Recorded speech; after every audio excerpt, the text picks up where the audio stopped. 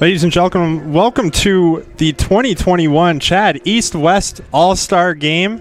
It's been 2 years, but we're back. We're ready to roll. And before we get starting lineups, we'll introduce you up here, former coach Mike Bellevue, Sauhegan, longtime coach Justin Sawerski bringing you the call this afternoon. And the weather's held up. We got a lot of stuff to talk about. We're going to get into intros in a second here. But, Coach, you've been around this game in New Hampshire for such a long time. We didn't have this CHaD game last year, but to be able to bring it back, to be able to raise $68,000 this year, what does this game mean to these two teams? Justin, these kids are just fired up to play today, but not just because it's a beautiful July Saturday afternoon, but because they're going to go out there and give it their all for an amazing charity, a great cause, the Children's Hospital at Dartmouth. And as you'll see as the broadcast moves along, there's a lot of side stories that relate to the hospital and a player, a coach's situation. So it's going to be a great day for football.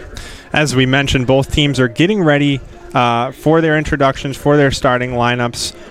We do have a lot to talk about, but before we get into that, just once again, $68,000 this year without the ability to fundraise as much last year, without the game with COVID and everything.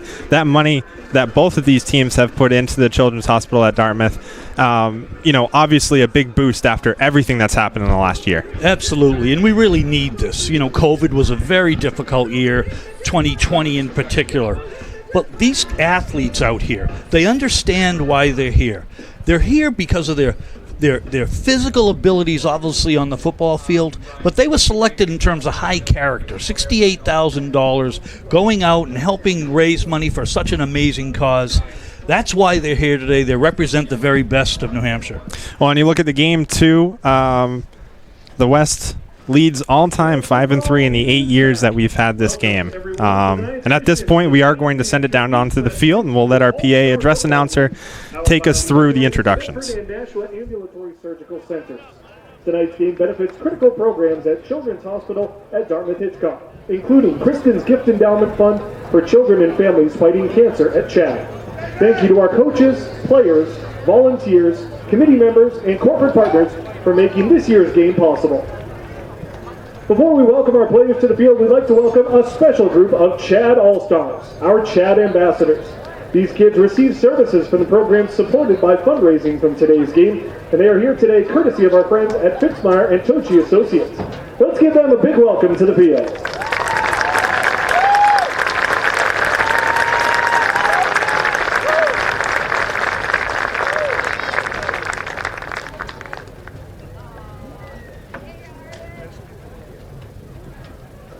And now, let's meet your CHaD All-Stars. First, we'll meet the members of Team West, presented by AutoFan. Leading off, representing the Bedford Bulldogs, number 54, Owen Becker. Number 10, Dylan Kumbani. Number 74, Sam Lacombe. Number 1, Solomon Sanchez. And number 18, Alex Zwickau.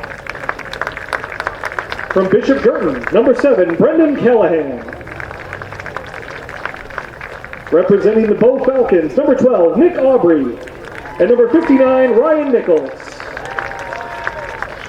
From Franklin High School, number 87, Jacob Beaupre. From Goffstown, number 52, Matt Dalton.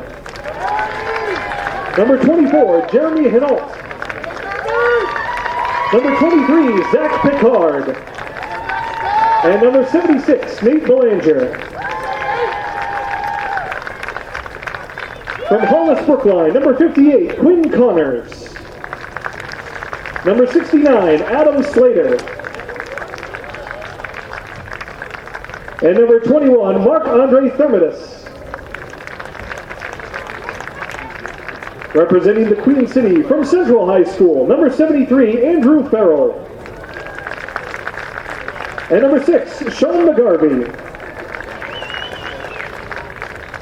And from Manchester Memorial, number 13, J.J. Josephic. Number 71, Taylor Laporte. Your 2021 Merrimack Tomahawk All-Stars, number 45, Cody Keith. Number 79, Dylan Sadowski. And number 9, Jake Trahan. From the Milford Spartans, number 4, Darian Kimball. Representing the Gate City from Division I champion Nashua North, number 56, Spencer Whiting. From the Division II runners-up in Plymouth, number 19, Joe D'Ambrosio. Number 44, Cole Johnston. And number 53, Trent Sargent. And from the Division II champion, Souhegan Sabres, number 55, Will Boyle. Number 15, Austin Jane. Number 11, Luke Manning. And number 48, Michael Maroon. And from Trinity High School, number 8, Peter Alessandro.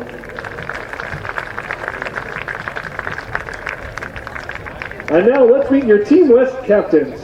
First, from Goffstown High School, number 3, Jarrett Henault.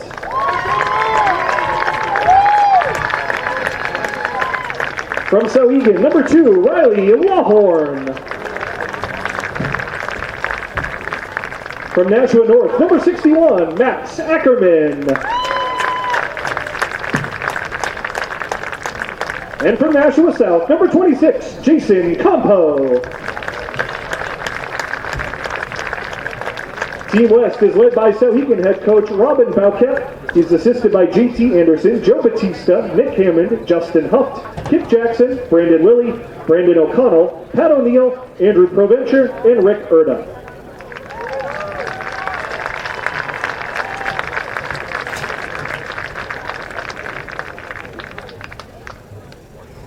Now it's time to meet the defending champions and the home team for today's game, presented by New Hampshire Steel Fabricators, Team East.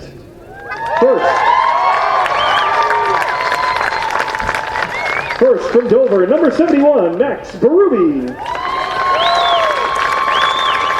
Number 8, Luke Geppert.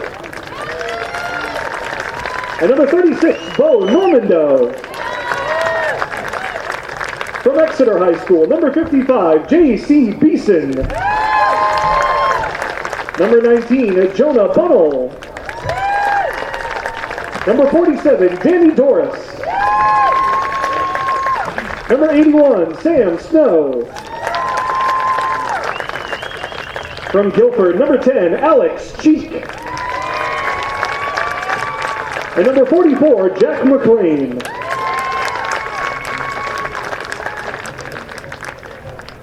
Representing the Londonderry Lancers, number 72, Hayden Fielder. Number 12, Aiden O'Loughlin. Number 24, Lucas Seaman. And number 49, Ian Ward. From the Division III champion, Pelham Pythons, number 3, Jake Hurling. And number 87, Zach Jones. Representing Pembroke, number 6, Jack Schaefer. From Portsmouth, number 13, Camden Francois. And number 70, Joe Gobby. Your Salem Blue Devils All-Stars, number 4, Jake Brady. Number 20, Jack Milos. Number 11, Tanner Morgano. And number 52, Noah Poulin. Representing Somersworth, number 9, Logan Bryant. And number 21, Ethan Turgeon. From Rochester and Spalding High School, number 1, Kevin Casey. Number 64, Andrew Goldstein. Number 30, Chandler Sutton. And number 14, Caleb Vega. Also on the Seacoast from St. Thomas, number 75, Hunter Jennings. Number 15, Adam Stewart. And number 76, Tim Bonagura. Representing Timberlane, number 77, Nick Matthews. Representing Wyndham, number 26, Weston Lippold. Your Winnicott All-Stars, number 34, Dylan Atwood. Number 7, Kai DeLage. And number 25, Ryan Eaton. And from Winnisquam, number 53, Chaz Hibbert. And now for the captains of Team East. From Alvern, number 5, Kyle Gora. From Exeter, number 51, Ben Serrato. And from Winnicott, number 74, David Arujo.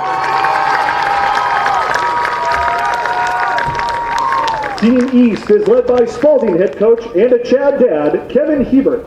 He's assisted by Wayne Boucher, Chris Dunn, Jim Dunn, Jeffrey Hunt, Craig Cousins, Lenny Netto, Andy Velas, Chris Dunn, Dan Hodgson, Don Innes, Kevin Mills, Steve Shepard, and Jimmy Velas.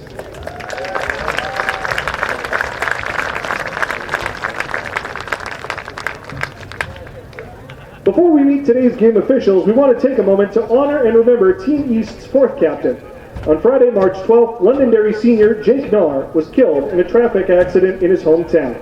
The accident occurred just days before Nahr was named a CHaD All-Star after a stellar high school career. Nahr was one of the most popular students at Londonderry High School, and his passing left a tremendous void in the lives of his family and friends and in the greater New Hampshire football community. To honor his memory, his coaches and teammates selected him as a captain for this game. His legacy lives on in his parents Judy and Reggie Nahr and his 3 sisters who are at the game today.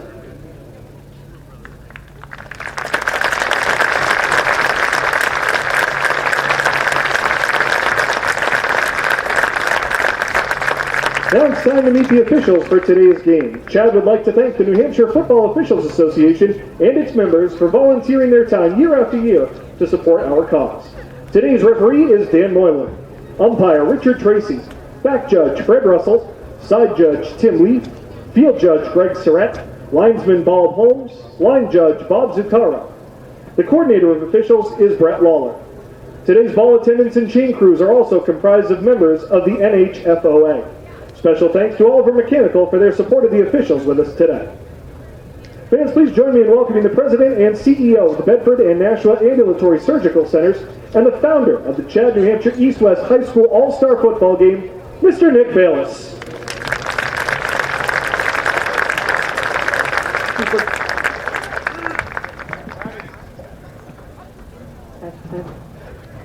Thank you for being here and great support for our wonderful football athletes and most importantly, Children's Hospital at Dartmouth. We are all lucky here in New Hampshire to have a world-class institution really performing miracles every day. And please note that our players, even though it's not compulsory or mandatory, do participate and help raising funds for the hospital. And I am proud to tell you today, as of today, the players have raised $73,237. Incredible.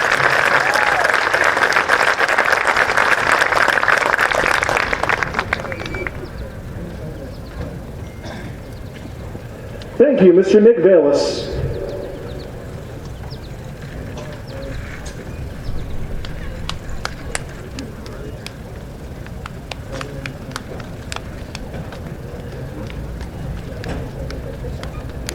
Fans, we now ask that you please rise and remove your hats as we honor America. Presenting the colors for today's game, the Rochester Police Department Honor Guard.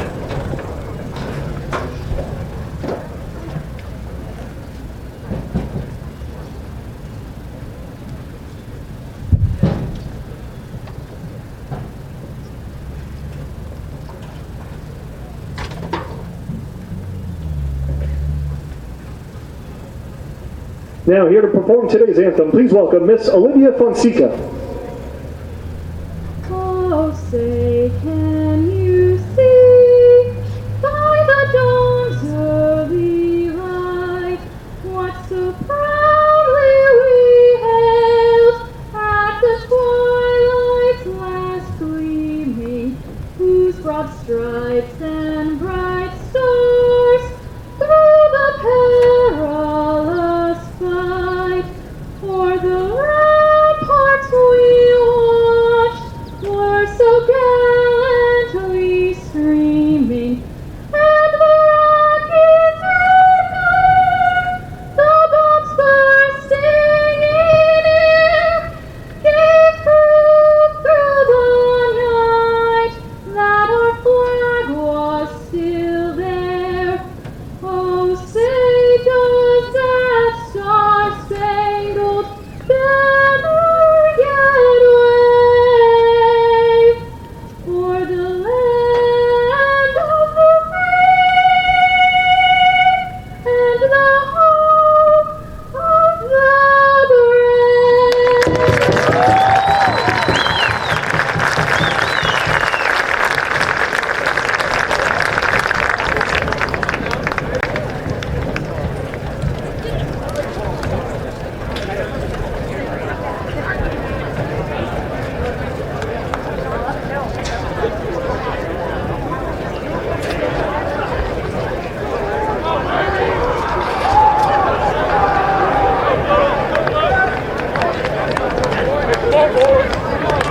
Thank you, Olivia, and thank you to the Rochester Police Honor Guard. Let's go!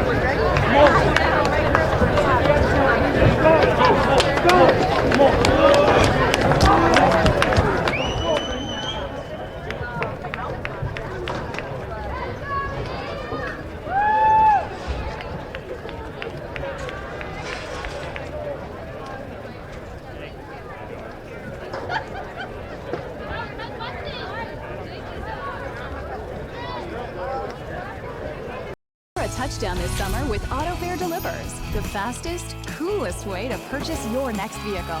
Go to autofare.com to shop our huge inventory of thousands of vehicles right from the comfort of your couch. Find a vehicle you like, get an instant trade-in value, and purchase your new ride 100% online. We'll even deliver your new vehicle right to you at home, work, wherever you are. While others may not have inventory, AutoFare delivers. AutoFare makes it happen.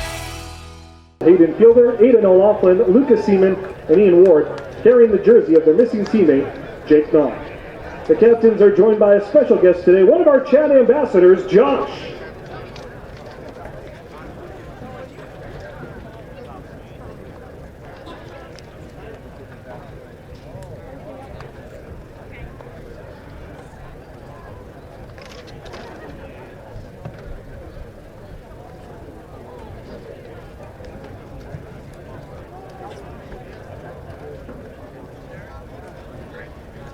All right, good afternoon, everybody.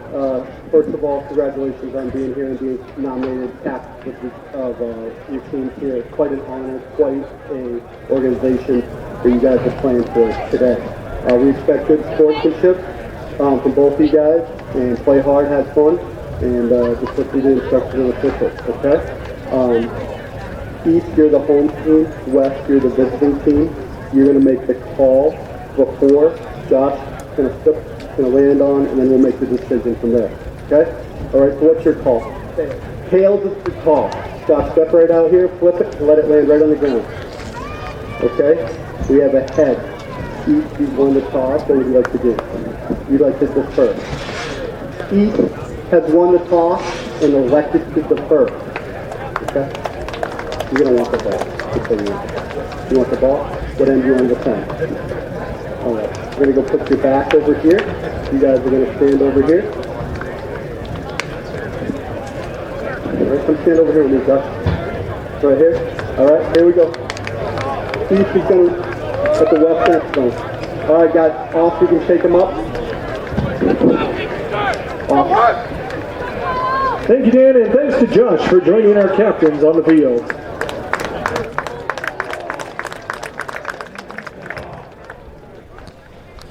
So just moments from kickoff here this afternoon, the 2021 CHaD East-West All-Star Game. We just had the coin toss, and as you can see coming back off the field, our Londonderry teammates Aiden O'Loughlin and Hayden Fielder holding the jersey of their fallen teammate Jake Nahr, and we saw a little bit about what had happened there, and this whole New Hampshire football community has been kind of struck with one of their own. And Jake was a fantastic person, and he was a fantastic football player for Londonderry. So on top of everything else that we have going on here today, Coach Bellevue, this was a special moment for the entire community, for every division of football here in New Hampshire.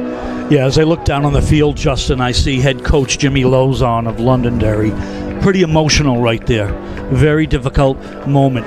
What I know about Jimmy Lozon and the Londonderry Lancers is it's a real brotherhood over there. It's a real family, and that was a tragic situation that happened this past March, and a great job here by all the players, coaches, and officials of the CHaD to really honor Jake Nahr. Absolutely. We talked a little bit with both coaches, Kevin Hebert, under the helm for Team East, and he had mentioned something, and he said we want to make sure that this is special for the Londonderry community and for the rest of the football community. Set for kickoff here. East won the toss, they deferred, and they will be kicking off right to left. And we are underway, the 2021 CHaD East-West All-Star Game, and being wrapped up in the backfield, I believe that was Peter Alessandro. Just shy of the 25, and that's going to get us underway. Yeah, just a real super team tackle right there by Team East. A pooch short kickoff. Got the ball to a very explosive player, Peter Alessandro, but he really went nowhere as the East was fired up, and they've pinned Team West way back to their 21-yard line. So that is where Team West will start. That's the first drive today, brought to you by Auto Fair.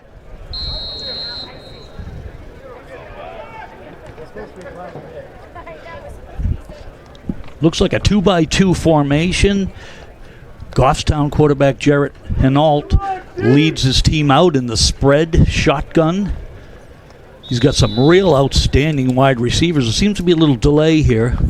And that delay, it is going to be a delay of game. And yes. Something that was mentioned before, both teams decided that. So Team East went out with 10 players honoring Jake Nahr, and a delay of game was called. It was, I believe they're going to keep the ball at the 21, but just such a great gesture between both of these teams. No mark off, just an unbelievable gesture right there for Jake Nahr. Well deserved. So 1st and 10, it's going to be a sweep around the left side, and I believe that was Solomon Sanchez that was taken down, a pickup of a couple yards, but our first play of the game, and already on the ground is Team West. Yeah, Solomon Sanchez from his left slot position comes in full speed or jet motion, takes the handoff, and he kind of gets him out of a little hole with about a 4-yard gain. So I believe they're going to give him 3. It's spotted at the 24. So 2nd down and 7 here in the opening minute. And again, beautiful crowd underneath us, pretty much filled to the brim here. An excellent day, and just what we're looking for. That was Hinault. He takes it himself. Little play action. He kept it and picks up a few more yards. It's going to be 3rd and short. And that's part of the RPO spread offense where Jarrett Hinault takes a snap, rides his running back. He's going to read the play side defensive end. If the end feathers or boxes upfield, he's going to keep it. And let me tell you, Justin, he can really power the football inside. Tough kid. 3rd and short. And a handoff from Hinault. It's going to be a 1st down, or it's going to be close to a 1st down. Yeah, that's his teammate, Zach Picard, tough running back from Goffstown. And I think we got the chains moving here on the West first drive. Looks like a pickup of 4, and it will be enough, as you mentioned. So West with the ball on their own 38. And 3 plays, 1 quick 1st down, and everything on the ground. Hinault, a man to his right. 1st down, he drops back. First pass attempt, and instead he's going to take it up the middle on his own. He picks up 6 or 7 yards, and again, a great job by Hinault. Read the field, realized he really didn't have anything, and 6-yard carry for took charge of that soft middle. Totally agree. Got the gun snap, surveyed the field, looked for his 1, 2, and 3 reads, and then tucked it under, and he shows you what kind of power runner he can be. 7 big yards on first down. So a 2nd and 3. Once again, Hinault, a man to his left. And a quick handoff. Again, I believe that was Sanchez on the handoff. He doesn't pick up much, but enough to move the chains, and another first down for Team West. Yeah, that was actually Division II Player of the Year, Sauhegan's Riley Lawhorn, with a nice gain. There wasn't much there. But, you know, right now in the early going, Justin, a lot of personnel being used offensively by offensive coordinator Nick Hammond, head coach of Goffstown. 3-man set in the back, and this time it's Solomon Sanchez, and he's wrapped up right at the line of scrimmage. So a great bounce-back play from that defensive line, Team East. Yes, and also from Team East, nice job by number 47, Danny Doris out of Exeter. I mean, let's be honest, everybody from Exeter can block and tackle. They're unreal. But a fine play right there. Good team defense. Looks like a loss on that first down play. But again, a multitude of formations by Team West. Trips, we call this trips closed, with trips right now to the boundary and a tight end on the backside. So just another formation. Picard moves to the right, and this time Hinault's going to roll and immediately get wrapped up. It looked like he had an option downfield on the right, and instead a great job wrapping him up and making sure he stayed in the backfield. He might have picked up a couple of yards there, but so we call that a sprint out. It's a design sprint out by the offense into the 3 receiver side. I think he had the curl route open, but he decided to run, and Jonah Bunnell from Exeter, another Exeter player, comes up with a good stiff tackle. So a 3rd and 6. He did pick up 2 on that. And once again, he drops back. He has options to his left. Now he's going to scramble. And wrapping it up, the first sack of the afternoon brought by Ben Serrato. And a huge tackle to turn over Team West. Well, I'll tell you, Team West's offensive line did a great job pass protecting for Hinault, but the coverage was outstanding. The protection is going to break down after 4 or 5 seconds, and a great sack, as you said. Also in on the tackle was Noah Poulin. Sacks today brought to you by Image First. And Adam Stewart back to receive for Team East, and he's going to try to run it out. Immediately wrapped up, and a great tackle there by number 24, Jeremy Hinault. Yeah, that's the brother of Jared Hinault. 2 outstanding Goffstown senior football players. Certainly a program that in the last 10 years has really been on the rise. A lot of talent over there in Goffstown, but a great individual open field tackle by Jeremy Hinault. So head coach Kevin Heber and his offense get going here. The first drive for Team East brought to you by New Hampshire Steel Fabricators.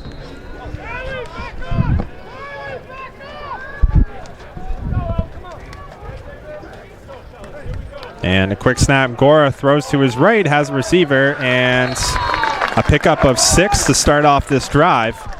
I love that play call right there. Let's get Kyle Gora, let's get his feet wet with a good, safe, short throw.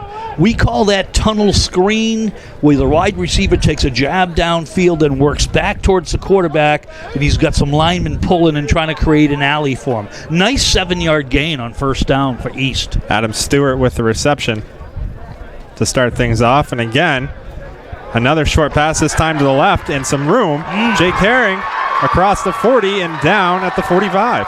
Wow, how about this? Team East, I was about to say pregame that they're going to come out and pound the rock out of the I formation. Boy, I couldn't have been more wrong. They've turned Gora loose on the first 2 downs. This time he hits his swing back, and he eluded the tackler, which was Riley Lawhorn, and just a really big play on first down. 2 great play calls, as you mentioned. 3 wide receivers to the right, a man to his left. And Gora so far 2 for 2 today and a first down. He does it once again. This time it's Stewart. Stewart's going to pick up a few. And so 3 straight pass completions for Gora to start the afternoon. It's just the way to do it. You got a swing pass, a couple of tunnel screens. That time, Gora puts it right in rhythm, move the chains, 3 for 3 through the air. So the total opposite of what we saw from the West offense to start this game. West was on the ground for most of that first drive. Again, this first drive brought to you by New Hampshire Steel Fabricators, and a 2nd down and 6 to go for Team East as they are nearing West territory. Man in motion. Gora loses the snap. He's able to jump on it, and he is able to hang on to it. Great job by Kyle Gora. He did lose the snap. He took a big shot and was fortunate to fall back on it. Coming in on the play on defense for West was Jason Compo. We heard a lot about him. Nashua South, real tough defender.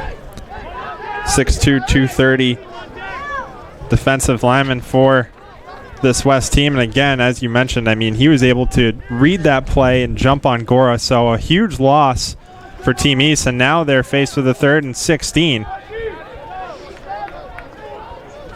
So nearly 10 yards lost on the play. Gora, 3-step drop, and he's going to be taken down in the backfield. Hey, it's our man. Once again, Nashua South, Jason Compo. He was off like a shot into the backfield right there. That's our 2nd Image First sack of the game, both of which on 3rd down. And we'll see Team East punt for the first time today. It's 2 men in the backfield for Team West. Yeah, we get Callahan from Bishop Girton and Alessandro. I guess he's a real jet. He can fly, so we'll see if he does anything with the football.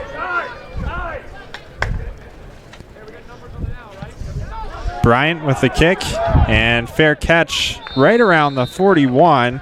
It's going to be called in by Callahan, and 2nd auto fair drive of the day for Team West. We'll see what they can do here. Yeah, both teams are looking to play probably 2, maybe 3 quarterbacks each.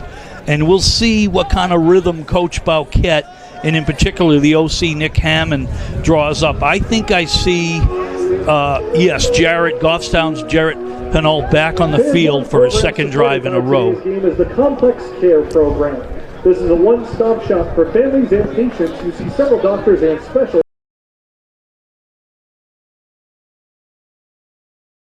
BASC is New Hampshire's most trusted name in outpatient surgical care and diagnostic imaging. So if you've put your personal health care on hold this year, it's time to call BASC Imaging for better, safer, lower cost imaging. Featuring open MRI, low-dose CT scans, and ultrasounds performed by skilled, caring professional technologists. High-quality imaging combined with same-day scheduling and savings up to 40% compared to hospital-based imaging. Ask for BASC, BASCNH.com. Thank you to BASC. So a quick timeout here. 7:12 left in this first quarter. Team West with their 2nd offensive opportunity of the afternoon. And so far, Coach, what have you seen that's kind of stuck out to you? Yeah, right now the big plays are happening, Justin, on defense. We've seen a couple of sacks, a couple of nice open field sticks. Both teams got a little rhythm going, 1st down or 2, but then got stuffed on 3rd down sacks.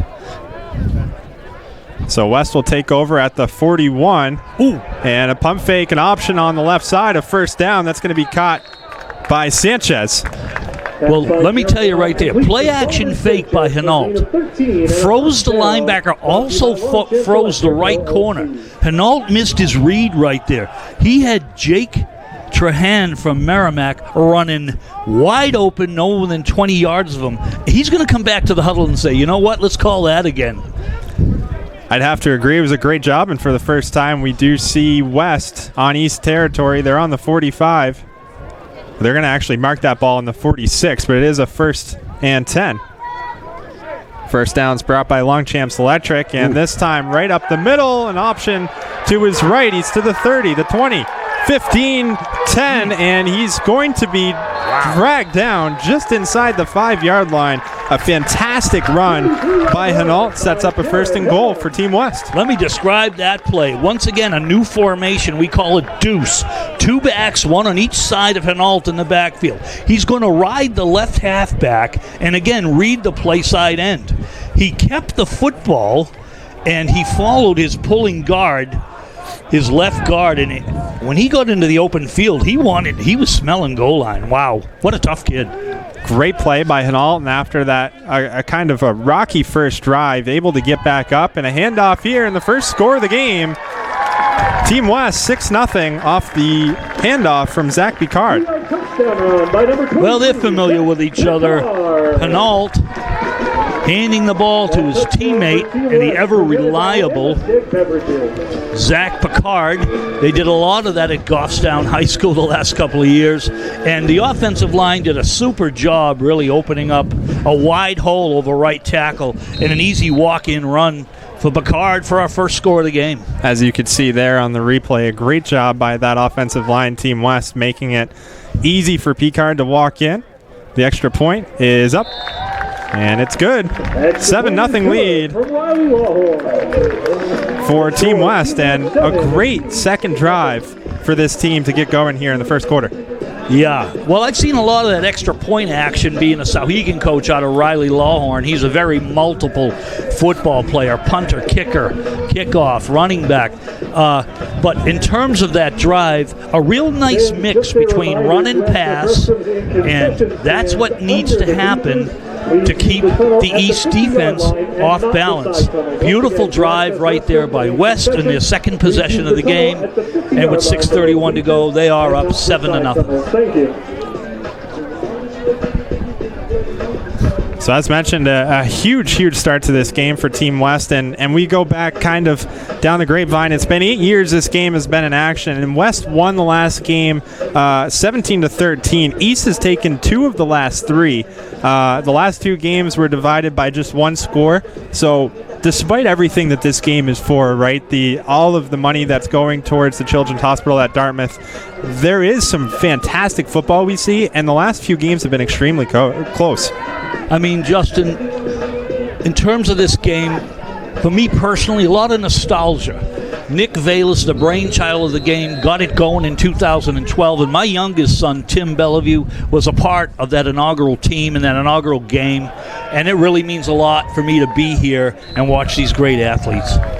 Keep the tradition of the game alive. Absolutely. Jake Hurling, the Pelham senior, sees that ball, lands behind him, and it will be a touchback, so East will get things started, looking to counter that 7-0 hole they're in right now. Plenty of game left, 6:31 here in the first quarter. And from what we saw from this Team East offense, 3 or 4 quick passes. What are you looking for here? Yeah, I want to see Kyle Gore run the ball a little bit more. You know, surprising for me to say that about a quarterback, but man, he's a tough wrestler. He's one of the best wrestlers, if not the best in the state, and he can carry it. And as you mentioned, he takes off. He sees a little room on the right, and he's going to be wrapped up by Callahan. It is going to be a pickup of about 7. That was number 3, Jake Hurling from Pelham. I look at Pelham head coach Tommy Babane. Very, very underrated football program. Always in the mix. Last year they went from D2 to D3 and won it all handily. They were dominant in D3. And they always seem to have athletes and tough kids. Tom Babane, super coach. So Hurling, a pickup of 6. Oh my God, look at the fullback. 2nd down and 4, I formation, and it's going to be David Arujo from Winnacunnet motoring through. He's going to be close to a first down. I do believe they're going to give it to him. So I laugh, and probably shouldn't, but I see a monster-sized fullback in the backfield, David Arujo, and from Winnacunnet, 285 pounds. Yeah, try bringing him down as he motors for 5 yards. So the clock's running. They do have a pickup of 4, and it will be another first down. First downs today, as mentioned, brought to you by Longchamps Electric. And like you mentioned, it's hard to stop a fullback like that, 4 yards. And this time we're going to get another pitch out to the right side, and running out of room is Hurling. So this is what I expected coming in. I had mentioned that I expected more I formation football. Right there they came out I queen set or fullback offset to the right. A simple toss play to Jake Hurling from Pelham, and the West was all over it. I believe for Team East to be successful offensively, sprinkle in a little bit of I formation power ball, but don't be afraid to stick with the gun. And as a matter of fact, they're going right back to the gun right now. So a 1 yard pickup for Hurling. 2nd down and 9 on their own 31. Gora, 3-step drop. He looks to his left, nice and ball. It's going to be incomplete. As you mentioned, a great pass broken up by Alessandro. I'm sorry. I see Peter Alessandro in press coverage as the right corner. If I'm coaching, I'm looking out at my quarterback saying, let's take a stab at that, right?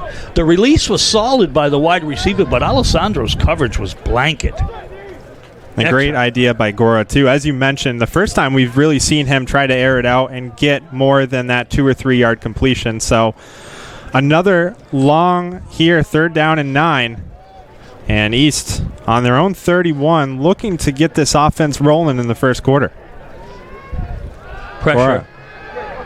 Play action. This time he's going to take off. He has a little bit of room to his left, and he's not going to get there in time. It's going to be a pickup of about 4.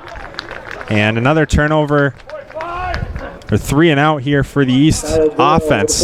Yeah, nice open field tackle once again by Peter Alessandro with a little help from his friend, Plymouth superstar Cole Johnston, really one of the better players in Division II last year. And he's playing a little safety right now. Big, tall, rangy, athletic kid. So second drive goes for naught, and West is going to get the ball back.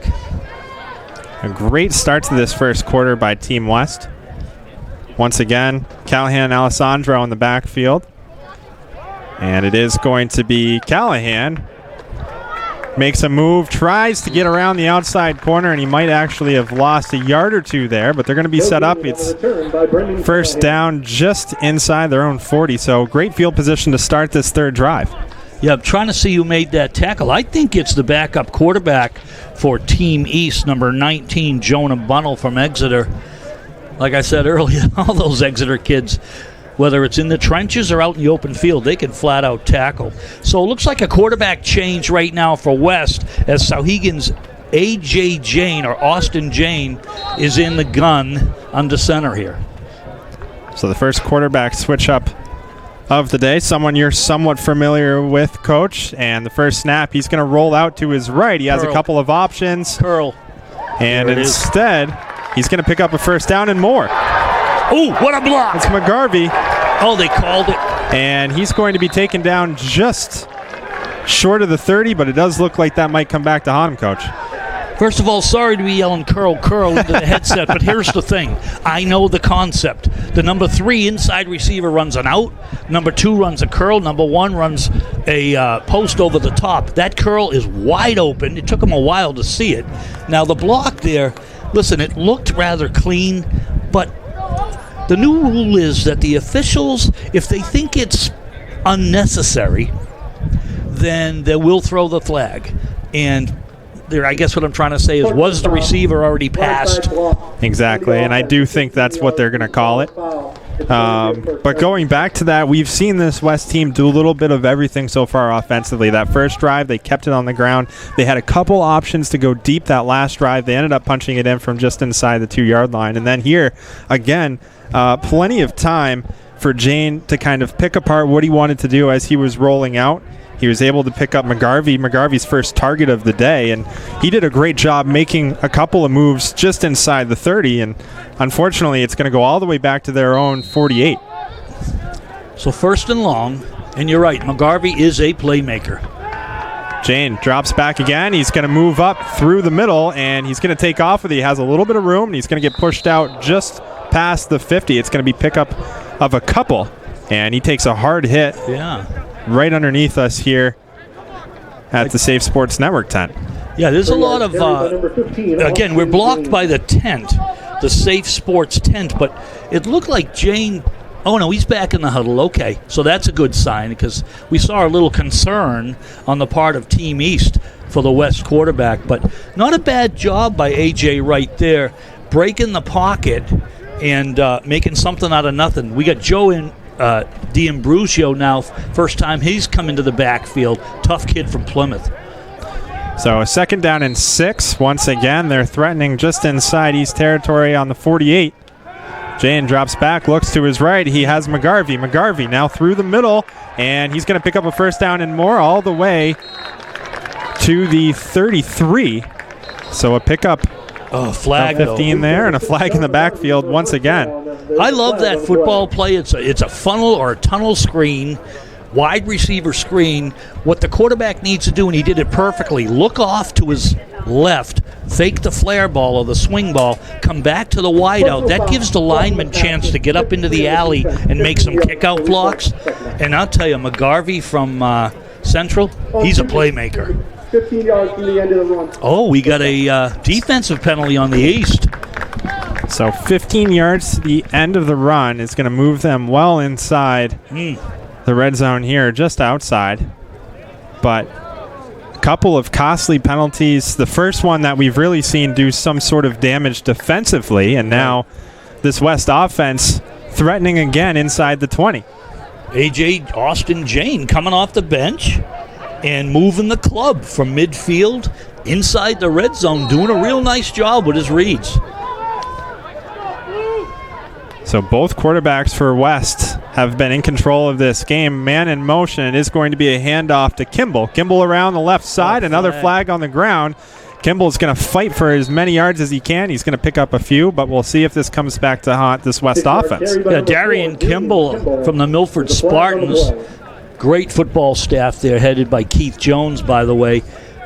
He runs the jet from right to left, but usually the flag is dropped in the area of wide receivers, maybe grabbing a jersey or a little push in the back. 18 on the offense, and that's what we got. So after a big 15-yard penalty at the end of that last play, this West offense is going to be backed up all the way to the 29 now, so a 1st down and 20. And we'll see if they can recover. They are an explosive offense, so this yardage may not bother them that much. A low snap, but able to handle it. The handoff is to Lawhorn, and not much doing there. Great job by Team East defensively wrapping him up. Carried by Riley Lawhorn for no gain. Yeah, that looked like 54 for Team East. Who we don't have that listed in our program, so I apologize for that. I know there were a few last-minute changes that were made to both sides, and as there always are. Yes. But regardless, it's 2nd down and 20. No gain there from Lawhorn. And this time, play action. He's got a man over the middle, and unable to pull it in is Darian Kimball. Yeah, that's all on Jane right there. The line gave him great protection. He stood tall in the pocket, stared down the barrel of the gun, if you will, but he just sailed it about a yard too high, not giving Campbell really a chance to pull it in. He was wide open. So 3rd and long on the 29. Coach, what are you thinking here? I am thinking that they're going to sprint out again. We'll see. And they do. Sorry. Jane rolls to his right. He's got options. A man through the middle, but unable to connect with, McGarvey. I believe that was McGarvey, yes. So a throw a little wide of McGarvey, and now 4th down on the East 29. This is kind of gray area there. Do you go for it? Do you try to kick? What do you do? Well, I think you're way out of field goal range. Your defense is playing well. I think you go for it. I might dial up a little bit of a screen here to the running back. Again, not a super call because that's usually better on 1st and 10 rather than 4th and forever. But we'll see. Trips to the right, tight end left. 4th down and 20 here. West looking to tack onto their lead. They need to get inside the 10 to pick up the 1st down. And Jane is going to step back, look to his right. He's going to get taken down. And the 3rd sack of the game, 2nd for Team East, and a big one right there. That's Noah Poulin from Salem. That's the second time he's been in on a sack. Right there, I'm not going to put that one on A.J. Jane. You put it on the penalty that happened out on the perimeter. That was 4th and forever. Justin, there's not many play calls in the book that get you a first down at 4th and forever. But right now, Team East, they got to respond a little bit because West is clearly moving the ball. So 1st and 10 from the 40. Again. And another quick pass over to the left. This time it's Weston Lippold. And he's able to pick up maybe a yard or two. Yeah, and in on that play, several West defenders, but Joe D'Ambruzzo, undersized linebacker from Plymouth, but it doesn't matter. He probably lifts like crazy. He would probably win every wrestling match in his house since a little boy. They just can tackle. So Spread 2 by 2. They actually gave him 4 yards there, too, so my apologies. It's going to be 2nd down and 6 from the 44, a little bit more than I had thought. But rolling to his right, Gora, and it's going to be a straight keep. He makes it around the outside, and he's able to pick up maybe another yard. It looks like it's going to be 3rd down and about 5 to go. Interesting play design. You're going to bring your slot receiver in motion, and he's going to be your lead blocker for your quarterback. Now, most people don't have quarterback design runs, but when you got this kid Kyle Gora, you design a few because he's that tough. So 3rd and 5, 1:47 left here in this first quarter, and as soon as the quarter completes, we will ask a couple of questions to event coordinator Tom Gauthier. He just got up here, and we're excited to talk to him about how things have gone over the last 12 or 14 months to get this game together. 3rd and 5, and Gora connects. That's Adam Stewart, and a big-time first down for Easter now in West Territory for the first time this game. How crucial is that play? I love the play. The play is simple, a stop route by Stewart. Gora's job is this: catch the snap, fix the ball, get it, maybe not even get the laces, and throw the route before the receiver even turns around. Probably a little soft coverage on 3rd down there by Callahan. Might have closed the gap a little bit more.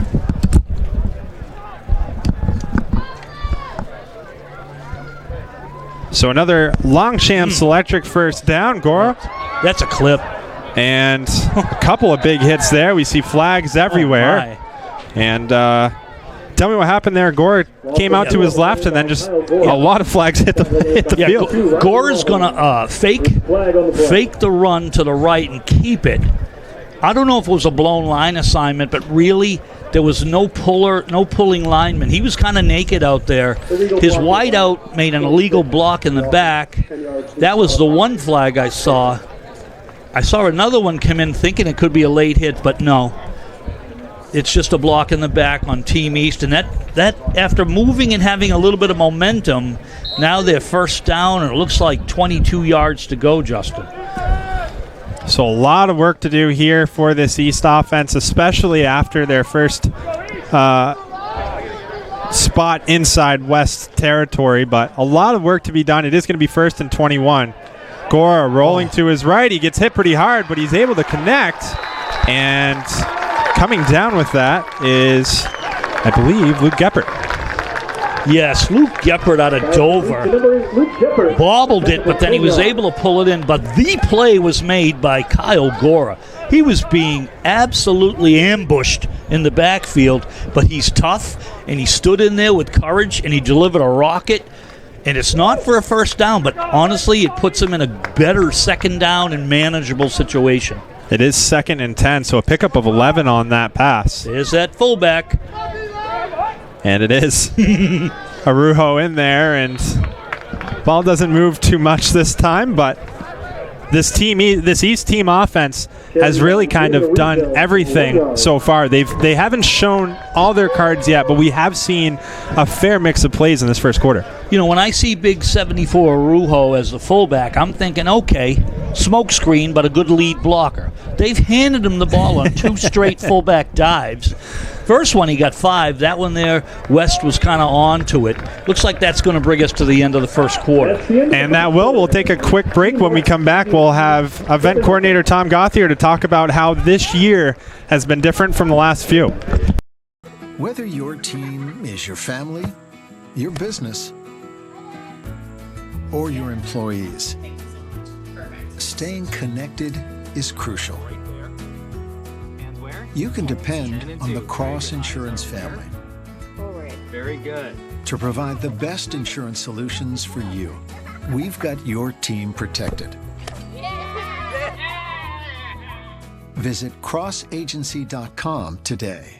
Today's game for the announcement of the Project Justin Swirsky, Mike Bellevue up here for the 2021 CHaD All-Star Game, and we're now joined by Tom Gauthier, the event coordinator here for this year's contest. And Tom, great to have you here. How have things been? How is this game kind of compared to some of the other ones that you've been around? Well, it was, first of all, thank you for having me, and thank you guys for doing the game today. I've been able to catch out some of the broadcast and the graphics over your producer, Andrew Fenn's shoulder, and it looks fantastic. So we're very glad to have you here and be able to provide this service, if you will, for fans that couldn't make it. Now, to get to your question, this game is much different than last year, because this time last year I was probably sitting on a beach somewhere and by myself, isolated, not able to do anything. So it's nice to be back, and a little scaled down in some aspects today, but that's why we have the stream for people that couldn't make it or just weren't quite comfortable yet. But it's been a great day, and it's we got lucky with the weather. Tom, the first thing I want to say is, man, you got a radio voice. I have a radio face. Goodness. A radio face too. No. That's what I've been told. But I used to do this for a living as well, so we've had some experience doing it. But it's always fun to get back in the saddle. So we're about to get ready here for the second quarter. And Tom, I do want to ask you before we get back to the field, you look down at the crowd, there's a fantastic showing today. We have the live stream going. Everything is connected. What were some of the biggest struggles you had to go to make sure that we were COVID safe, that we went through all the protocols, and that everything happened the way it was supposed to? That first play is going to be a loss from Gora, but I think the biggest thing was just ensuring that, number one, everybody was protected the way that they need to be. The state has really set out some good guidelines in terms of vaccinated, unvaccinated with the CDC.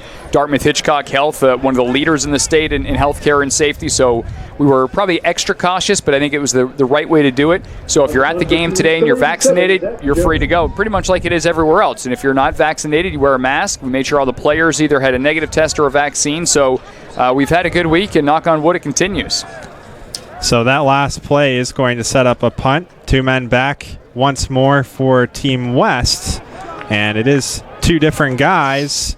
It's going to be dropped, and two men are around it. That was Sanchez on the right side, and he might have jumped on it in time. So Sanchez, who has been in the backfield a couple of times for punt return, that time it looked like a little bit of miscommunication back there between the two guys. Sanchez last minute kind of made a dive at it, and fortunately was able to jump on the ball. Yeah, there were two guys signaling fair catch, and one of them, Sanchez, didn't make it. Here's what I'm seeing right now. Team East offensively cannot get what we call behind the chains. They can't be second, third, fourth down and very long. And the reason why is the game is being dominated up front by the Team West defensive line, and in particular Nashua South's Jason Campo. He's a beast right now. So first down and 10 from just inside the 10-yard line. The last question, Tom, I'm going to ask you. I know You're a busy guy, but the money that was raised today, especially when we've had the last 14 months, the way that it's gone with people being closed up and things happening. Wow. We do have a ball on the ground. It looks like it's going to stay West ball. There's a lot of action here. We're trying to cover it all. But Tom, $68,000 this year raised. How crucial was that money being raised for CHaD this year? And that's only the player portion of it. We came into the game day today with just over $200,000, and I imagine we're going to add to that with ticket sales and other things today. So to give you the perspective, over $1 million last year lost because of COVID and fundraising because of events like this one that were canceled. So to say that the need is there is an understatement. And all the stuff that happened last year, the need for the programs never went away. So it was still vital that we were able to get back to doing these events. No, that's fantastic. Unbelievable amount of money that's been raised, and all for a good cause. As we're watching this game, a second down and 2 is going to be dropped in the backfield. But Tom, we want to thank you so much for coming up here, for taking the time to kind of talk to us and talk through these things. Is there anything else that you want to kind of put out there and let know that what this community has kind of gone through over the last year to get to this game? Yeah, I think the most important thing thing is you can go to our website, chadkids.org. You can see all the different programs that need the fundraising, that rely on fundraising, that wouldn't exist without with generous donors and events like this. So I would encourage folks to go to chadkids.org. You can also check out the Dartmouth Hitchcock YouTube channel. We have some videos that explain some of those programs as well. Awesome. Well, Tom Gauthier, thank you so much for coming up here and for taking the time to talk to us today. Meanwhile, back out on the field, Coach, a rough go of it in this last drive here for Team West offensively. Yeah, reviewing the 3 plays of the drive. Riley Lawhorn, he ran through some arm tackles with a 9-yard gain. Then they ran the ball off to the right to Picard, and he got absolutely stymied by Bo Normando of Dover. Just then on 3rd down and about 4, Austin Jane, Sauhegan's Austin Jane, he hit McGarvey on, again, a tunnel screen safe throw, but super defense. Coach, with that, we're going to take a timeout here, 4th down and 1. We'll take a quick break, and when we come back, we'll get the second quarter underway. It's time, New Hampshire and Vermont. The COVID-19 vaccines are here. We're making great progress. And now it's your turn to roll up your sleeve. Sign up to get your shot today. The COVID-19 vaccines are safe, effective, and will save lives. So stay strong and get vaccinated when you can. Inside every dose is an opportunity to get back to what we've missed. At Dartmouth Hitchcock Health, we believe there's hope inside. Yes, radio tower.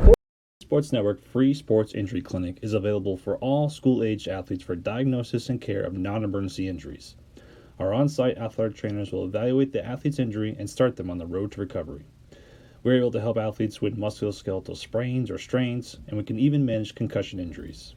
Our clinic is located at 35 Kosciuszko Street in downtown Manchester. To schedule your appointment, call us at 603-627-9728 or visit our website at saysportsnetwork.org. Telemedicine appointments are also available. Timeout taken by Team East.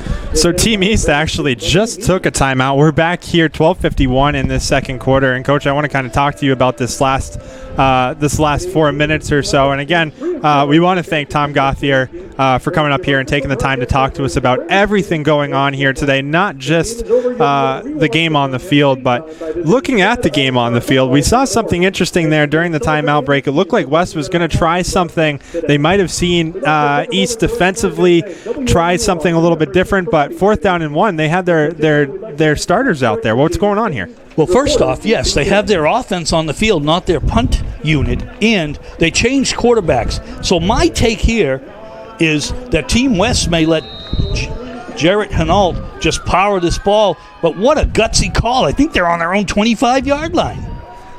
I believe they're on the 16. Hinault's going to take it, and he gets all the way through. He gets more than the first down. That's a pickup of 7 or 8, and they're all the way to their own 23. So how about that?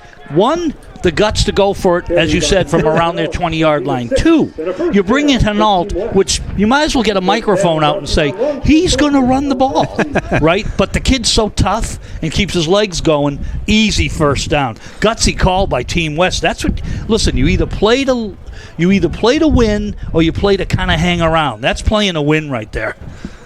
So it looks like Hinault is back out there offensively. 1st down and 10. A handoff doesn't do too much, but you talk about that gutsy call. Nobody knows Coach Robin Bowcat for Team West better than you. So, I mean, is this something that we would have seen in the regular season, Coach, or is this... Robin was my quarterback back around 1998 to 2001. He would always yell, let's not punt, let's not punt. But as a head coach, he would have punted. I think that call came from the offensive coordinator from Goffstown, Nick Hammond, who trusted his quarterback. Well, 2nd down and 8 this time. Hinault's going to air it out. He's got a man open down the right side. And it looks like being tripped up there was Jake Trahan. There was no wrongdoing defensively, right, but a route that started well that ended up incomplete. Just first off, there's a flag in the backfield that usually indicates a hold, but Hinault put it right there in rhythm, but the defense was just all over number 9, Jake Trahan out of Merrimack, and it is, I think, offensive holding. And we are, by the way, Justin, seeing what we assumed we might see. A little bit of rhythm offensively and then a setback with a penalty. You know, and so hey, it's summer football. There are going to be some mistakes. They've only been practicing, maybe 7-8 days. It kind of expected. And that was going back to that last play, Jake Milos on coverage, and he did a good job for the most part. It would have been a 50-50 ball if that route was completed. But as you mentioned, I mean, these guys got here early in the week, Monday through Friday practice, and now here they are playing on day 6. Oh, boy. But a 2nd and long, and it looks like Hanal keeps it himself. He's going to pick up a few yards there, but not even close to that first down marker. And I'm going to tell you why, from a coaching standpoint, the play breaks down. The snap is almost over his head. He has to do everything he can to get it. So all reading, that's out the window. You normally want to snap waist high so you can get your eyes on your read and go from there. He was right there. That was like self-preservation. So now 3rd down and a mile. They have it marked 25 yards to go. West deep in their own end, trying to get this offense going after that first down. Hanal now moving to his right. He's going to scramble and take off past the 20, and he's going to be knocked down just shy of the 25-yard line. I know he was knocked down shy of the first down by number 19 from the east. And we've called his number a lot, Jonah Bunnell. But I don't know who did the tackling and who did the hitting because, again, I keep raving about Jarrett Hanalt and his toughness. I mean, he lowered the boom. But, playing way behind the sticks, no shot there at a first down. Bunnell, as you mentioned, 6'2", 185 defensive back, also played quarterback for Exeter. And once again, we'll see another punt. That one's going to be skied in the air. Poison. And it's going to be dropped. It'll get across the 50, and it is going to take a hearty roll all the way down to about the 37. Wow. Team West gets lucky with a little breeze from downtown Manchester, pushing that ball back a bit. But Team East, they're going to stick here in the second quarter with Kyle Gora, and they have excellent field position at their 38-yard line. Time to get this team moving the chains and on the scoreboard. 10:42 left here in this first half, and we saw a mix of things, as you mentioned, from this East offense. Again, halfway decent field position for them. An unlucky bounce on that punt, but once more, first down handoff, and really nothing doing there for Hurling. I know I sound like a broken record, but Jason Compo from South, from his left defensive end position, scrapes down the line of scrimmage, destructs anything in his path, and runs down the ball carrier from the backside. Now, I'm not saying, and I will call out the other interior defensive linemen who are doing a super job, but right now, as I said a few minutes ago, this defensive front by the West is dominating. So that's going to be a 2nd down and 9. Once you said Compo, I knew where the play was going to be, and this time Gora is going to be wrapped up. He's going to pick up a couple of yards, but this defense, as you had mentioned, I mean, after that kind of a first shaky drive, they have really done a good job keeping the West run game at bay. Absolutely. And again, the defensive front, 52, Matt Dalton, also another Goffstown product. They're doing a nice job. When your defensive front can stuff the run and penetrate, and it really makes the job of the linebackers that much easier, and that's what's happening right now. So 3rd and 7. East presented with something they've been similar with so far. Again, quick pass out to the right, and being wrapped up for maybe a yard or two is Luke Geppert. It is going to be another 3 and out for this East offense unless they try to go for it here. See, they try to run. This is a coaching staff where I'm not sure their comfort level is a spread offense. Here's what I mean. That was another tunnel screen, but instead of the quarterback looking off and giving time for his O-line to get out there, he just fired right down the line of scrimmage, and the defense saw it right in front of him and just made a nice play. You've got to give your linemen time to lead and kick out.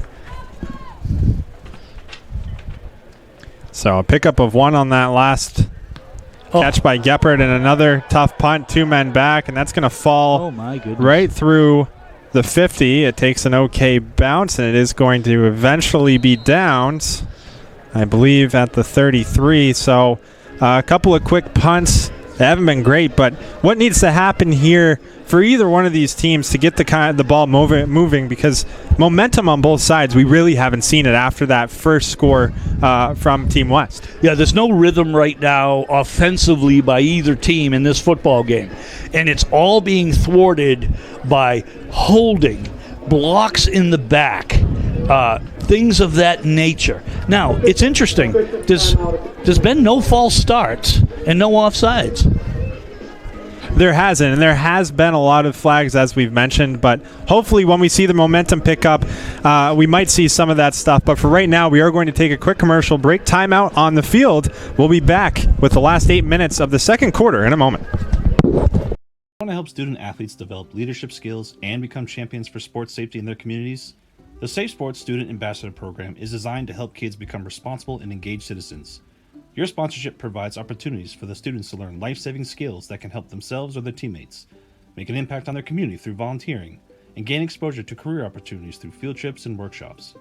If you'd like to learn more about becoming a sponsor, give us a call at 603-627-9728 or visit our website at safesportsnetwork.org. Back here, the last 8 minutes of this first half, and momentum, as we mentioned, kind of being something we haven't seen too much of. This West offense, however, has been doing a little something right every single drive here. What do they have to do to put it together to have a halfway decent drive and get themselves on the board once again? Yeah, stay ahead of the chains, not behind the chains. Give yourself manageable down and distance. Maybe think about throwing on first down to get them off balance. That's going to be a flea flicker. Great play, wide open down the field, but just overshot. Hinault had an open man, I believe that was J.J. Josephic. And it was just overshot. There is a flag down right around the 40-yard line. Wow. Nick Hammond, offensive coordinator, head coach Goffstown, dialing up a flea flicker for his quarterback, Jarrett Hinault. Had a receiver. Hinault didn't put it on him. It's one thing that I get annoyed at as a guy that really loves the passing game. Put it on the receiver and let him win a jump ball.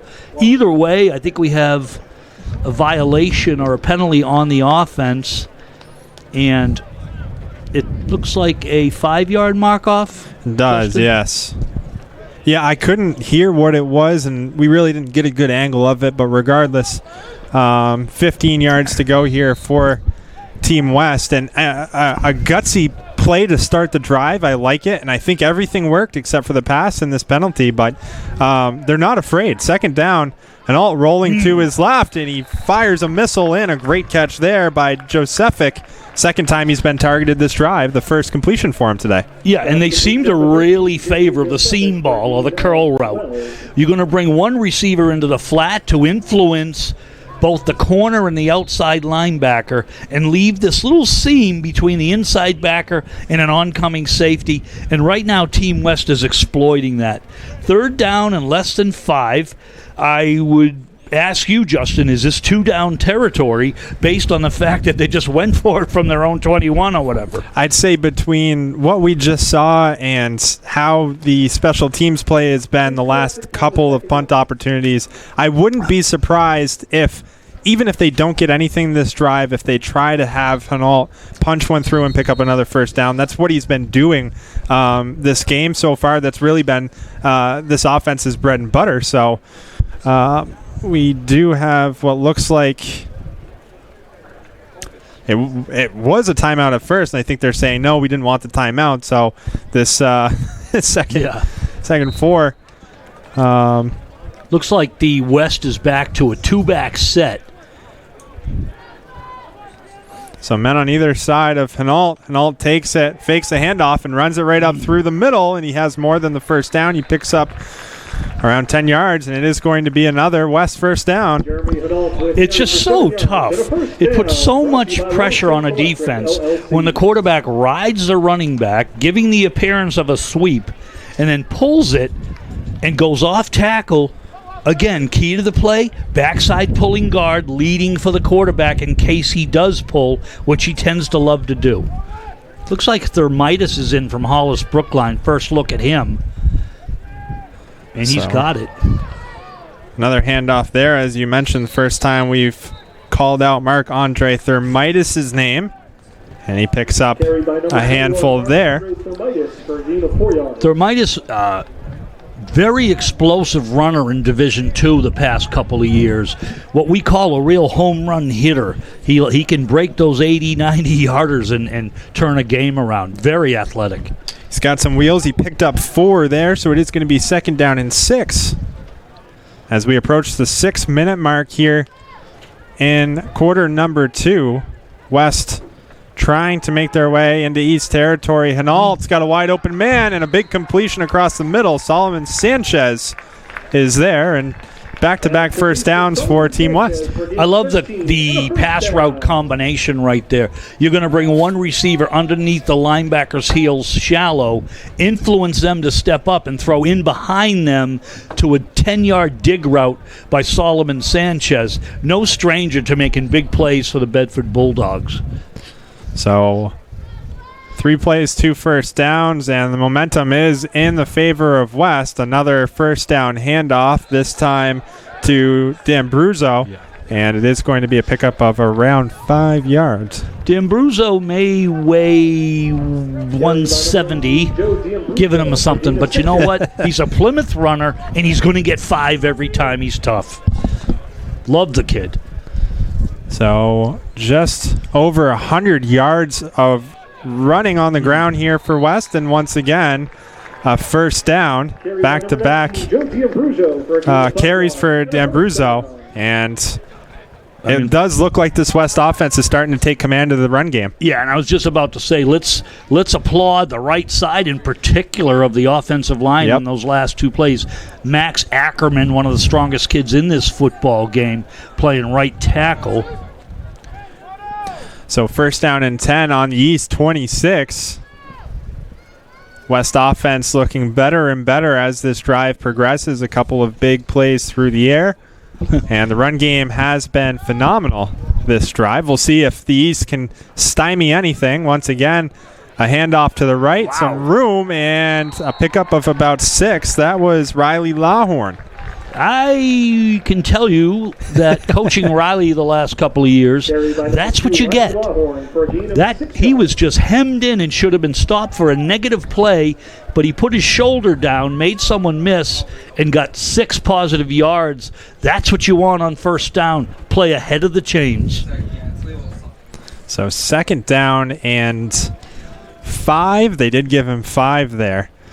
But either way, just chunk yardage one at a time here for this team. Hinault, however, drops back and doesn't balls out. I don't know. It sounds like the whistle interfered right before that ball hit the ground. And a little bit of frustration, I think, from the East defense. It's going to be a sack regardless, but maybe a little early of a whistle there. Either way, a great job getting back after a couple of big run plays for this East defense. Yeah, the big fella out of St. Thomas, Tim Bonagora. Once again, Noah Poulin, we keep calling his number, did a nice job. And also Bo Normando. Let me tell you, the East can play some defense as well. Now, 3rd and long. It looks like A.J. Jane in the game, sprint left. So dropping back and another big loss. Jane gets tackled just shy of the 45, and that's going to put this West offense well out of any sort of contention to go for it or to kick a field goal now. Yeah, not a lot of protection right there, but A.J. Jane's got to get rid of that ball. Chandler Sutton out of Spalding. Huge stop right there. Squelching a promising Team West drive and forcing punt formation. So Herling is back deep to receive for Team East. A fantastic job defensively getting themselves back into this and forcing a punt. Ball's going to drop around the 15, and it is going to be downed I believe they're going to mark it at the 16. So 3:58. You got plenty of time for one last drive here. Mike, what does this East team need to do to get themselves on the board before halftime? I think a lot of their pass game in the early going here. I liked the short, safe passes to get your quarterback's feet wet. His feet are wet right now. He's taking some shots. Now I think he's got to stay in the pocket and try to push the ball vertically up the field. I don't mean air it out long bombs. I mean hit your curl routes, hit your deep in cuts. Stop going east-west and let's go north-south. Before we get into this, too, going back to that East defense, you mentioned Noah Poulin's name. He has 9 tackles so far this game. He has been all over the field. And the first play offensively for the East isn't quite what that defense just was able to bring up. It looks like it is going to be a loss. Yeah, it was. It was a sack. Gora didn't even have time to set up Dylan Sadowski out of Merrimack. A little bit of an undersized defensive end, but an active player. Made a nice play for Team West, whose defense right now, Justin, is absolutely playing physical football. So 2 sacks on either side of the ball. Sacks today, as mentioned, brought to you by Image First. We've been saying their name quite a lot. And that play might have made it back to the line of scrimmage. It's been tough. This East offense, though, just really needs to get out of the backfield, and they've been struggling to do so the last couple of drives. You know, you're trying to run the ball at Jason Compo. Kind of a tough task right there. He is very physical. He uses his hands well with some super technique. And a nice job also by the scraping linebacker, Cody Keefe out of Merrimack. Third and my road trip back to Lake Winnipesaukee. 14 yards is what they need, and a great screen. We'll see if anything comes of it. It does not. I believe that was Herling on the completion. And he's going to be wrapped up right around the line of scrimmage. You know, I mentioned this maybe back in the first quarter. Do I like the screen to the running back? Absolutely. That's a slip screen. I love it, but I don't love it on a predictable 3rd and long. And with that, 2:34 left in the half, a timeout on the field. We'll take one with them. We'll be back in a moment.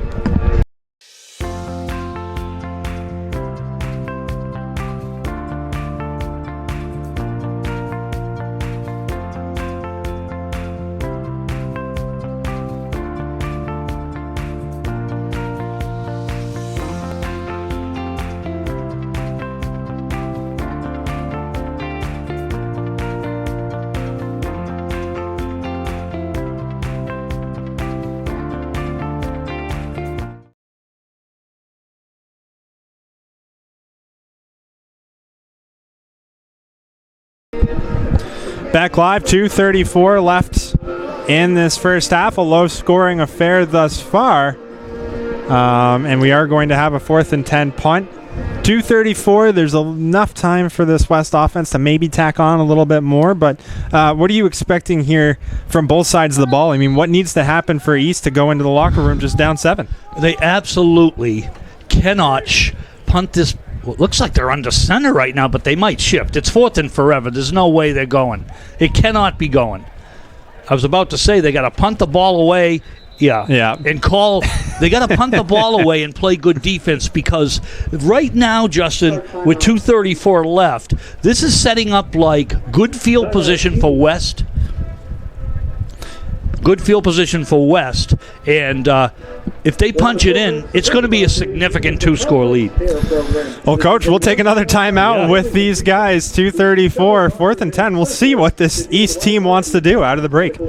BASC is New Hampshire's most trusted name in outpatient surgical care and diagnostic imaging. So if you put your personal health care on hold this year, it's time to call BASC Imaging for better, safer, lower-cost imaging. Featuring New Hampshire's only independent high-field open MRI, the most patient-friendly MRI, comfortably accommodating even the most challenging patients.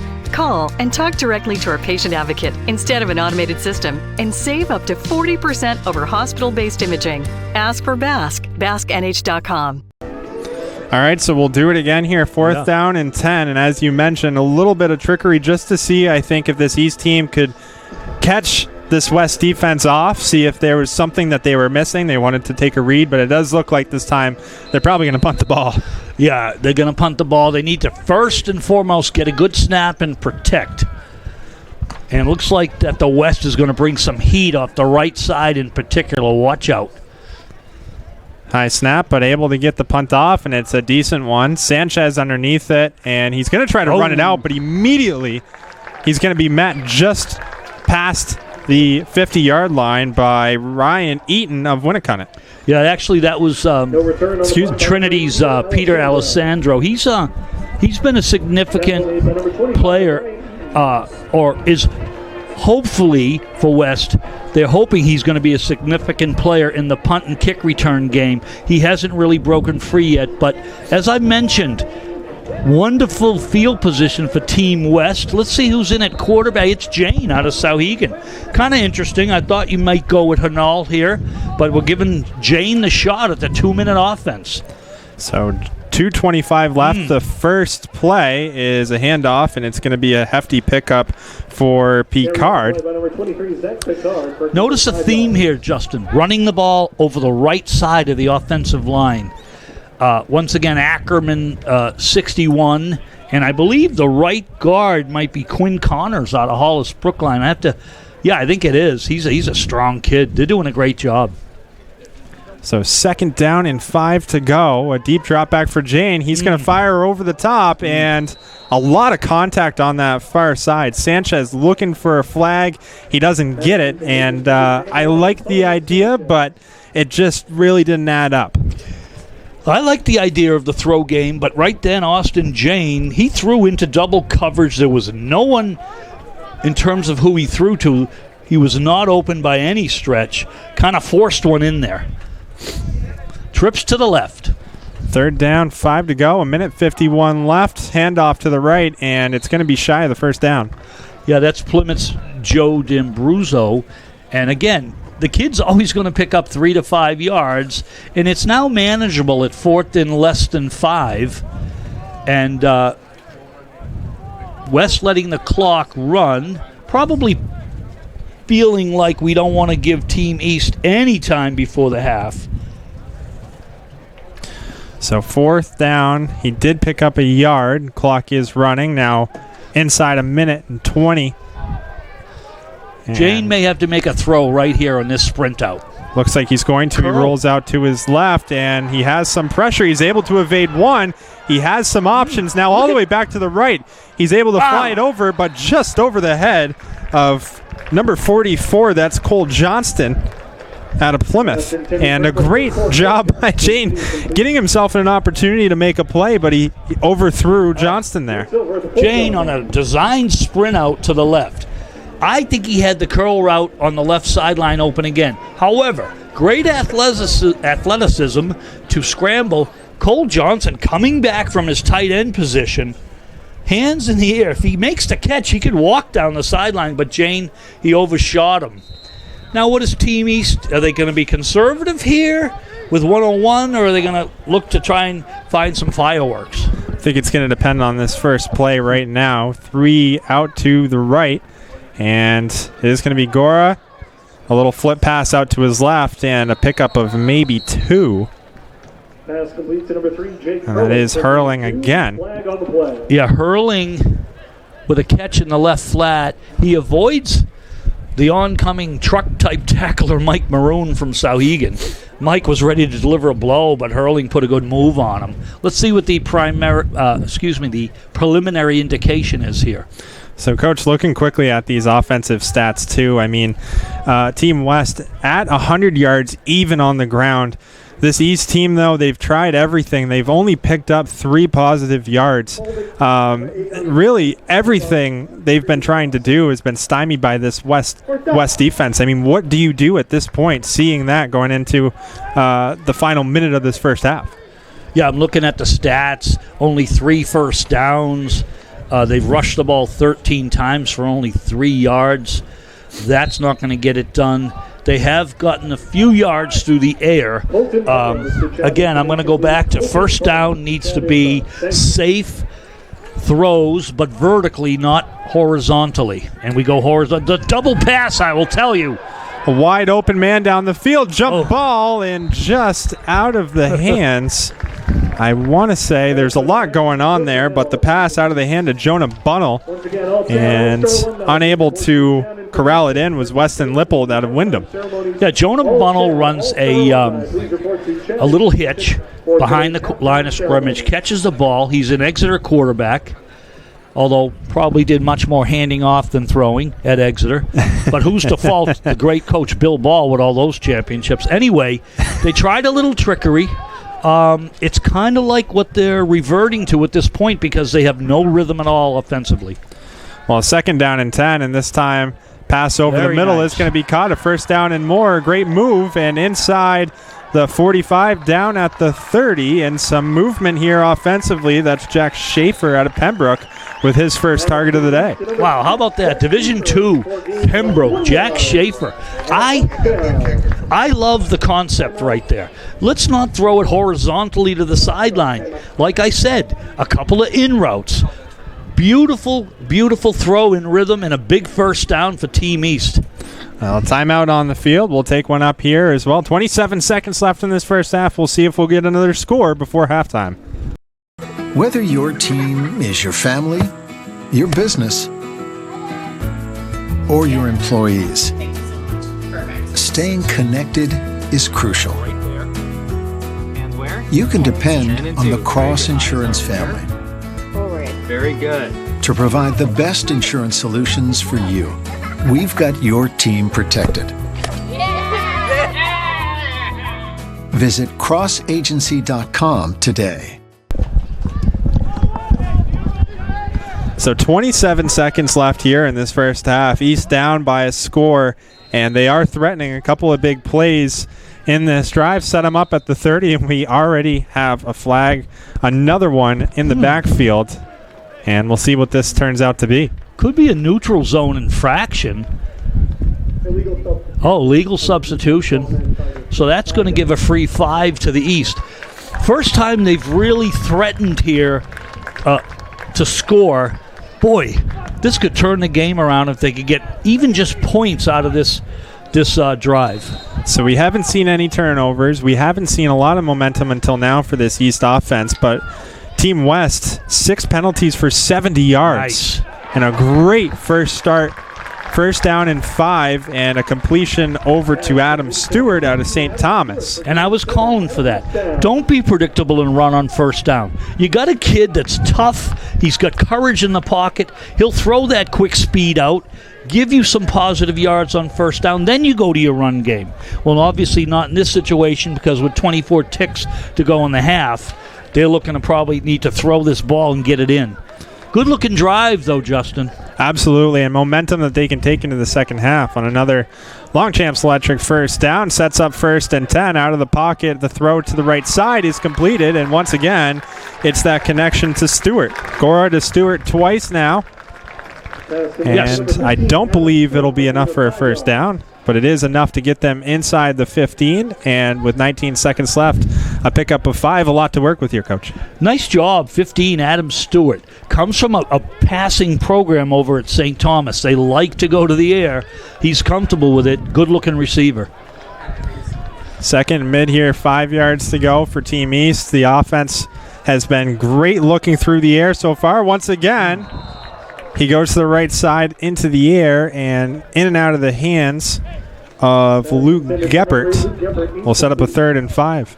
Yeah, that time real good coverage by Team West and a big shot over the top by Bedford's Solomon Sanchez, kind of letting the receiver know he's in the ballpark. So a 3rd and 5. Do you go to the end zone here, Coach, or what are we thinking? 15 seconds left. I think you pick up the 1st down, and let's see, the timeout situation. I believe East is out of their timeouts. You're right. They're at 0, so you may have to go with an end zone shot. Slant ball. Oh, that might be a flag. Let's see. Big and it is. It's just unnecessary, and it's going to move the chains for East. It just was late. I thought he took a running step too late. Alessandro has been great for this West team all afternoon, but takes a penalty there.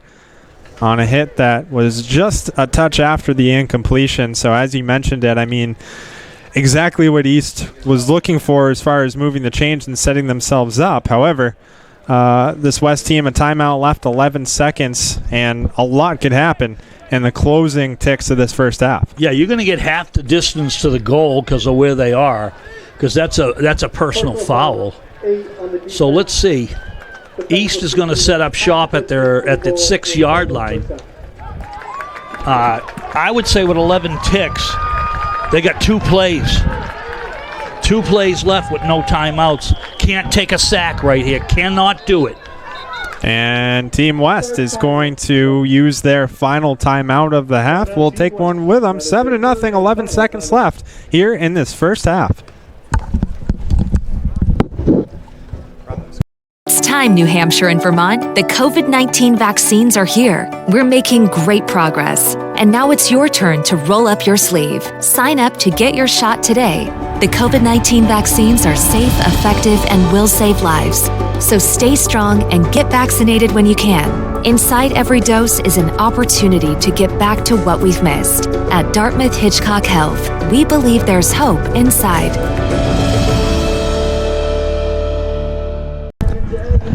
So 11 seconds left. A 7-point deficit here for Team East, and the best offensive opportunity they've had so far. This drive has led them all the way down to the West 8. And as you had mentioned going into that commercial break, a couple of options here for the East to feel out as far as what play to make. Yeah, I would consider a jump ball situation, corner of the end zone. Do not take a sack, Mr. Gora. So Gora 1st and 5, rolls out to his right, now looks to his left. He throws back to the end of the end zone, nearly picked off there. And great coverage from Alessandro after taking the penalty to knock that ball out of the air. Yeah, a drive that has been aided by a couple of West defensive penalties. But again, I'm gonna question something here. You know they're not going to run the ball, but they go play action. I don't think play action fools anyone because they're not going to run the ball. So it really just needs to be a straight gun snap, make a read. Oh, they're going for a field goal. Looking for positive points to end the half. So it is going to be Caleb Vega. Oh, boy. And the ball is going to be fumbled out of the backfield, and it looks like East jumps on it, but the time will run out. And a tough break there. It was Jack McLean on to take a short field goal. Instead, it goes down as a big defensive end to the half for Team West. Any thoughts before we go to commercial break? Yeah, you look at the body language. If you get a good snap and hold and bang it through, the body language is better going into the halftime. Now I'm seeing a little bit like, we got down here, we came away with nothing.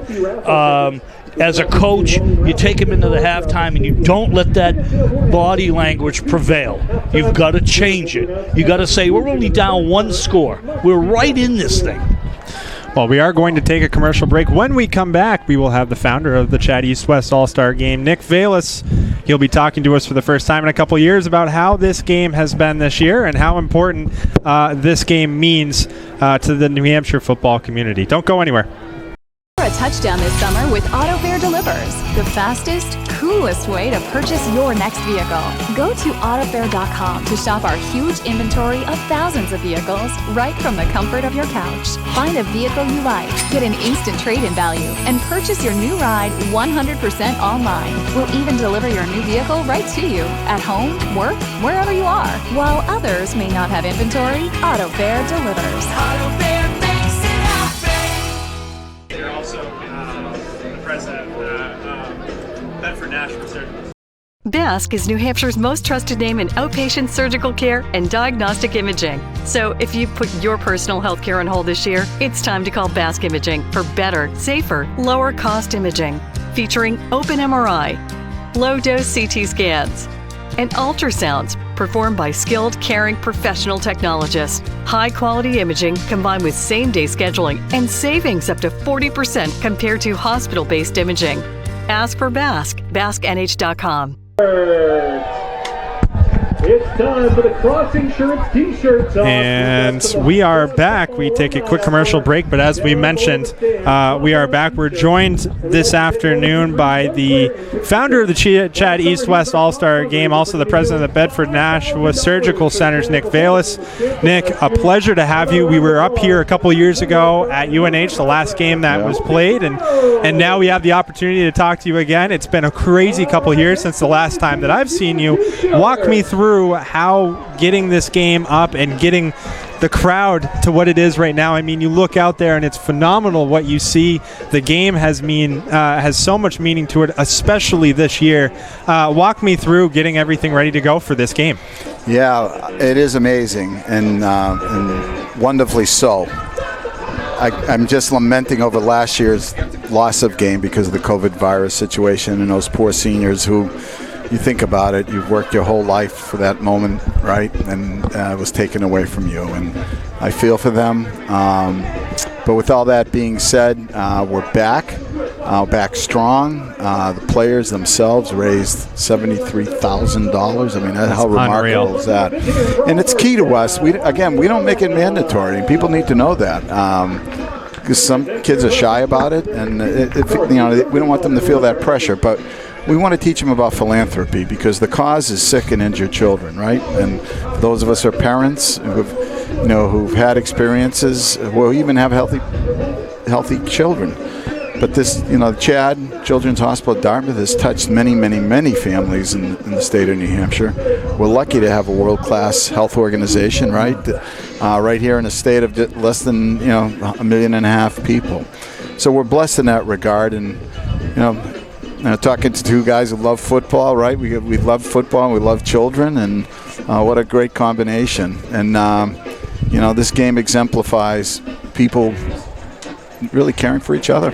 Absolutely. Nick, I'd like to go back in history a little bit, and just from a personal standpoint, the inaugural game, my youngest son, Tim, was in it. Mm-hmm. And, it just gives me a warm feeling to see the tradition continue. Yeah. My question to you is, thinking back, you were the brainchild, from what I understand, of this game, and sort of what drove you to kind of put this together? Great question.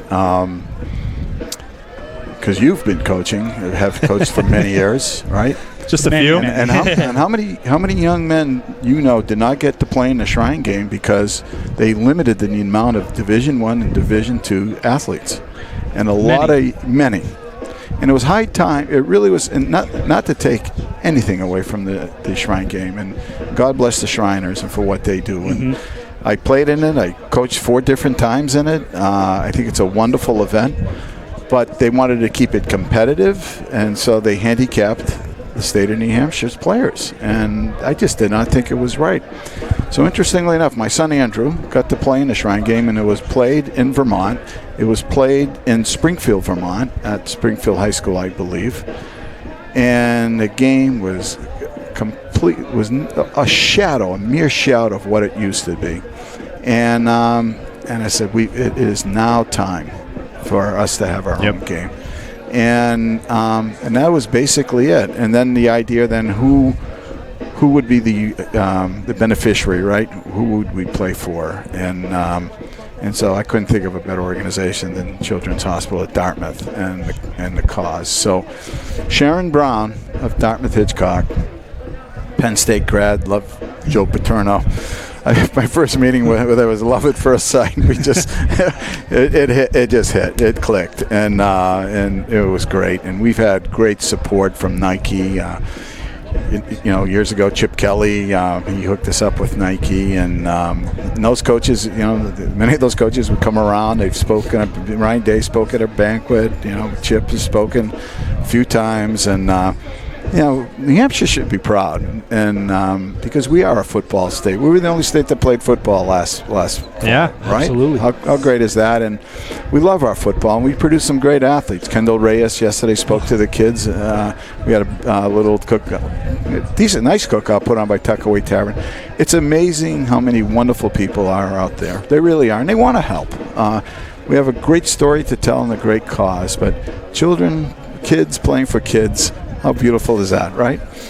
Well, and Nick, I wanted to bring up something too, and we had talked a little bit about it pregame before the game got started, but obviously this game means so much to CHaD and to the guys that are on the field. Sure. But when you start getting some of these players and some of these coaches that have a direct tie to CHaD, for instance, Kevin Hebert, his daughter, had CHaD services, and this game really, really meant something to him in his first year as the head coach for Team East. I know Ryan Eaton, just to name one of the players, has been in and out of CHaD for 16, 17 years, and he's talked about how fantastic this moment is to be able to play for a cause that he has been a part of. So when you start seeing some of these ties and some of these connections, what does that say about what this game means and what you've been able to do with it over 8 years? Here's another one. Owen Beckert, Emma, his sister, who unfortunately passed away. She was fighting brain cancer for a number of years, had spoken at a number of events and practices, and unfortunately she didn't win her battle. But her brother, who was a senior center at Bedford, is now playing today. And if anyone has earned the right to play in this game, this poor young man, remember he was very young, attending events. I don't know how many travels or trips to the hospital. And his family is here as well. And I'm looking on a sideline, by the way. There's John Exagoras. His daughter passed away from cancer as well, and he's here today. And guys, think about how blessed we are, right? You all have children, and get there by the grace of God, right? If something ever happened to them, your whole world would be upside down. So what we try and do with the money we raise is take some of the sting out of it. Insurances don't cover everything, and there's a lot of logistical and practical factors at play because when children are sick, it's usually a long-term battle, right? It's not one and you're done. It's traveling, it's overnight stays sometimes, it's dinners, it's and it's the things we pay for, the people at CHaD pay for. Not everything is covered, and so you never can raise enough money, and you know what, guys? The irony is I'm the greatest beneficiary. My life has more meaning because I've been involved in this game, and I really mean that. That's the beauty of philanthropy. You give, and sometimes it hurts to give a little, but you know what?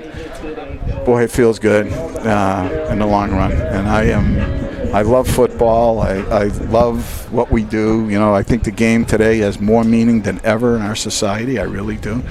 Right? Life's about character development, and I don't think there's a better tool that really gets it done in teaching young men character development. So I love it.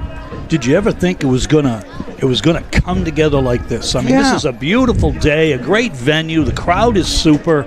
I mean, 10 years ago, whatever it was. I mean, look where it is, and you really, honestly. But Coach, with this COVID, nothing prepared us for COVID. Sure. Right, and so I didn't know how we were going to come out of it. We played catch up. We really didn't know we were going to have a game until probably early winter. I was going to say, I think it was not even until February before it started hitting the newspapers. We took a chance on picking a team, and then we didn't think we were going to play. There was a chance we weren't going to play, and so thank God, and we feel alive. We've given these kids their lives back, right? Absolutely. Right? Besides the philanthropy, which is the biggest thing, and what these kids are actually playing for today in terms of the children. I want to tell you that as a coach, the football format, as in sort of using 93 as an East and West, right? I think it's fabulous. I don't know who came up with it, but I think it's fabulous. And there is 2 All-Star games, right? And there's 2 charities that are benefiting, but it gives that many more kids an opportunity to say, I was an All-Star my senior year. And so I think things can coexist, but I really think this format, the East-West, and the use of New Hampshire kids is wonderful. Yeah, well, thank you. It's pure serendipity, right? The Route 93 runs right up. Route 3 and Route 93 goes right up the gut, right? And so if you look at strength of programs, it isn't just numbers of schools, but strength of programs. It has fluctuated east and west side, right? With all that being said, it's worked out great. Well, Nick, we're just about ready to get started with this third quarter. I think the two of us could sit here and talk to you about this game all day, but we really appreciate you taking your time here during halftime to come up and speak with us. Is there anything else that you want to get out there just about the game and the charity before we wrap things up? Other than the fact that support CHaD as best you can. But, guys, I thank you for your support. Really, you have a lot to do with its success. The more we talk about it, show it, brag about it, and what have you, and promote it, right? We all benefit. We really do. Thank you very much. Thank you, Nick. Well, ladies and gentlemen, the founder of the CHaD East-West All-Star Game, Nick Valis. We're going to take a quick timeout. When we come back, we'll get you set for second half action. Sports Network Free Sports Injury Clinic is available for all school-aged athletes for diagnosis and care of non-emergency injuries. Our on-site athletic trainers will evaluate the athlete's injury and start them on the road to recovery. We're able to help athletes with musculoskeletal sprains or strains, and we can even manage concussion injuries. Our clinic is located at 35 Kosciuszko Street in downtown Manchester. To schedule your appointment, call us at 603-627-9728 or visit our website at saysportsnetwork.org. Telemedicine appointments are also available. Quick timeout, and we are back here and getting ready for second half action. 7-0 is your score, and as we take a look at some of these stats, the key one that points out to me is Team West, that 7-0 lead, 28 rushes for 100 yards even, and it is Jared Hinault, the quarterback, that leads the team. He's got 84 yards on the ground so far, and it's really been this team offensively has kind of put things together. We did see Team East put something offensively on the field for a good couple of minutes towards the end of that half, but was unable to convert inside the 15. They didn't get anything out of it, but I think that team coming into the second half can take some of that momentum. They do have the ball to start this half. And, Coach, just taking a look at some of these stats, what do you see? What kind of sticks out to you so far? The way the game of football has evolved. I mean, look, there's some tremendous running backs for both teams. Who's the leading rusher in the game? 84 yards, powerful 200-pound quarterback out of Goffstown, Jared Hinault. He has 84 yards. He's got a nice 7.0 hefty average. You look on the other side. Team East. If you told me Kyle Gora was going to come out in the first half and go 11 out of 14 for 81 yards, I'd say they may go into the locker room with a lead. So it's the penalties and a couple of offensive line breakdowns resulting in sacks that have really thwarted the East offense. But bottom line, it's 7-0, the most important stat on this page, and that is not insurmountable. No, there's a full half left here, and we are ticking down. They added a few more minutes on the clock, but I do want to take a second. This game has been flying along, and we have really appreciated the work that everybody's done, but it wouldn't be here without some of our sponsors, and we've had a lot of them. You've seen them on our screen throughout the course of the game. I want to read them off right now, though, Mike, just to make sure. We want to make sure everybody gets the support they do. But Allen Realty Group, Joe Utica and the National Football Foundation, Sportsplex, the Wicks Insurance Group, Amore Electric, Anagast Investments, Apple Therapy, Banks Chevrolet, CGI Business Solutions, Dairy Sports and Rehab, Express Med, Granite State Plumbing and Heating, Harvard Pilgrim Healthcare, Harvey Construction, Mega X, Millennium Running, Morgan Stanley, the New Hampshire Football Officials Association, Piscataway Savings Bank, Plymouth State Football, Schubert Family, Summit Tire, Tim's Truck Capital, and Travantis. And as we mentioned, we really, this game and us being here, obviously it's for a great cause, but to get the local support from all of these groups and saying we want you guys to come help out, we want to do this game, I think it speaks volumes to how important it is and the job that we've been able to do so far. And I hope that the two of us can be here this time next year calling a game again with even more sponsors. Listen, the expression is it takes a village, right? And that's what you just read off. In a world right now where many times, whether it's social media or whatever, people argue, no one's arguing about something as positive and as beautiful as football and kids with high character playing and raising money for other kids. I mean, it makes all the negative in the world stop and take a time out and say, we are a good society. Here's an example, and really led by the brainchild of Nick Valis. It's really been super. Well, and as Nick said too, and to kind of add on that, I mean, we went into this morning $68,000. I believe he said 73 was the total, the final total between both programs and the money that they've raised. I mean, it just speaks volumes about what he's been able to put together and how this game has come together. I mean, especially after COVID, I don't think this time last year we thought we'd be sitting in front of hundreds of fans getting ready for the second half of this game to get underway. It's just great. It was a difficult year for everybody.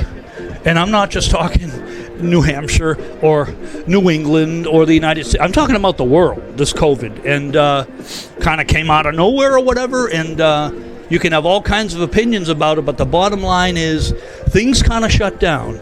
And now when you look around here at St. Anselm's College today, in this great performance by high school athletes, it's not shut down, it's alive, and it feels really good. Absolutely. And I think that before we get set and underway, once again, Coach, I think it's important to thank all those sponsors one last time. I mean, everybody that's able to pitch in to send us all the way here, and the importance of this game. Heck, I drove all the way from Hartford to be here to be able to help out, and to be able to call this game with you, and I couldn't be happier. So with that, we got about 15 seconds left on the clock. The teams are making their way back out on the field. We're going to take another commercial break. When we come back, we will have second half action for you. BASC is New Hampshire's most trusted name in outpatient surgical care and diagnostic imaging. So if you've put your personal health care on hold this year, it's time to call BASC Imaging for better, safer, lower cost imaging. Featuring New Hampshire's only independent high-field open MRI, the most patient-friendly MRI, comfortably accommodating even the most challenging patients. Call and talk directly to our patient advocate instead of an automated system and save up to 40% over hospital-based imaging. Ask for BASC, BASCNH.com.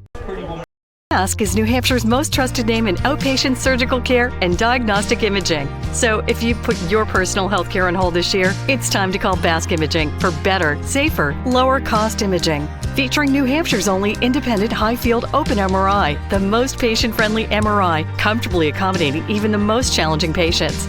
Call and talk directly to our patient advocate instead of an automated system and save up to 40% over hospital-based imaging. Ask for BASC, BASC. We're late.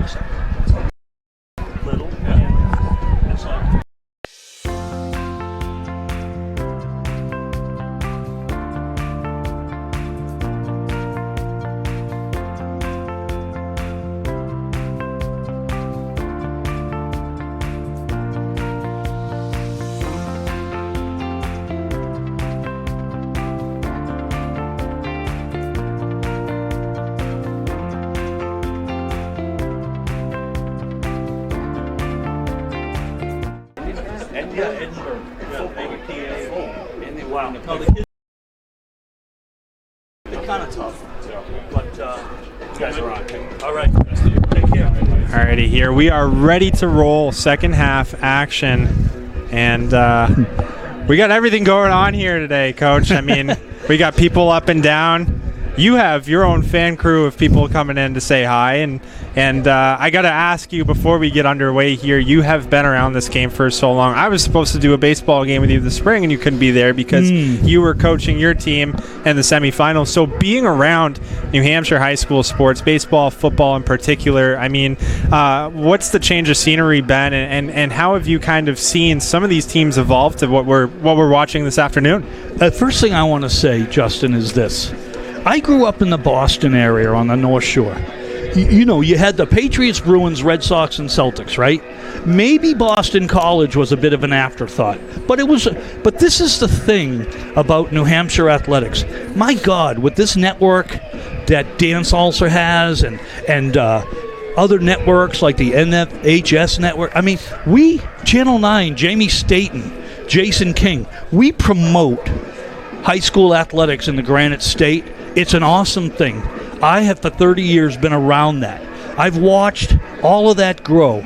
I know 30 years makes me sound old, but I don't. I wasn't going to say it. But I don't feel old because I'm still coaching football and baseball. I'm doing this with you, having an absolute gas of a time. And by the way, I'm catching I'm catching striped bass and largemouth bass every day. So life is pretty good. It doesn't sound like a bad life, and as you mentioned, the weather has been perfect. Fantastic for catching fish as well as for the second half of this game, and we are finally about set for the second half. Before kickoff, what's the expectation here? Low scoring first half. Can we say we might see the opposite in the second, or what do you think? Well, first off, I'm curious to see if Kyle Gore remains under the helm at quarterback starting the second half. And I'm not saying he hasn't done a great job. He has. Like I said, his completion percentage is outstanding. I say that because, curious if we'll see another passer. I think Exeter's quarterback was warming up before. Critical, I think, that Team East moves the chains a few times here and establishes field position. Well, Geppert will take it, and he is hammered right around the 22-yard line. East won the coin toss, deferred to get the ball in the second half, had a chance to tie, and as you saw right there, this West defense and this West special teams has come to play this afternoon. Well, let me just categorize that hit. We got a guy in the booth here that's going to go pitch for Plymouth State Panthers next spring, and Nick Wilson from Sauhegan. And he's buddy, Mike Maroon, just absolutely lambasted the kick returner right there, and that's what Michael does. So he set the tone for the second half. We are underway, 1st and 10 at the 23. And a quick handoff to start things out around the left side. What a play. A tackle for a loss. That was Schaefer on the carry, and I do believe that was Alessandro it really on the tackle. Was. That kid Alessandro, he not only can cover, he can come up and stick. That was just a gorgeous open field play. I don't think the word gorgeous belongs in football. I'm going to take that one back. Well, either way, it was a tackle for a 2-yard loss. Gore is in it in at quarterback again to start the second half. So 2nd and 12, he scrambles, able to make his way out. He had an opportunity on that left side, at least what looked as though, but a pass a little bit overthrown out of the reach of Weston Lippold. And incompletion will bring up 3rd down and long here. Yeah, Weston Lippold out of Wyndham. You talked and you're questioning me to open the second half about the evolution of football. Take a program like Wyndham, Goffstown, Bedford. My goodness. These programs are almost, I call them brand new because they're within the last 15 years, and they have really flourished.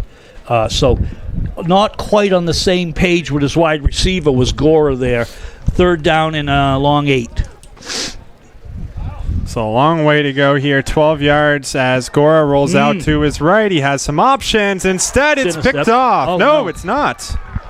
It was in the hands of Brendan Callahan. He had both of his feet down, but it looks like a last-second punch-out kept him from taking the first turnover of the game.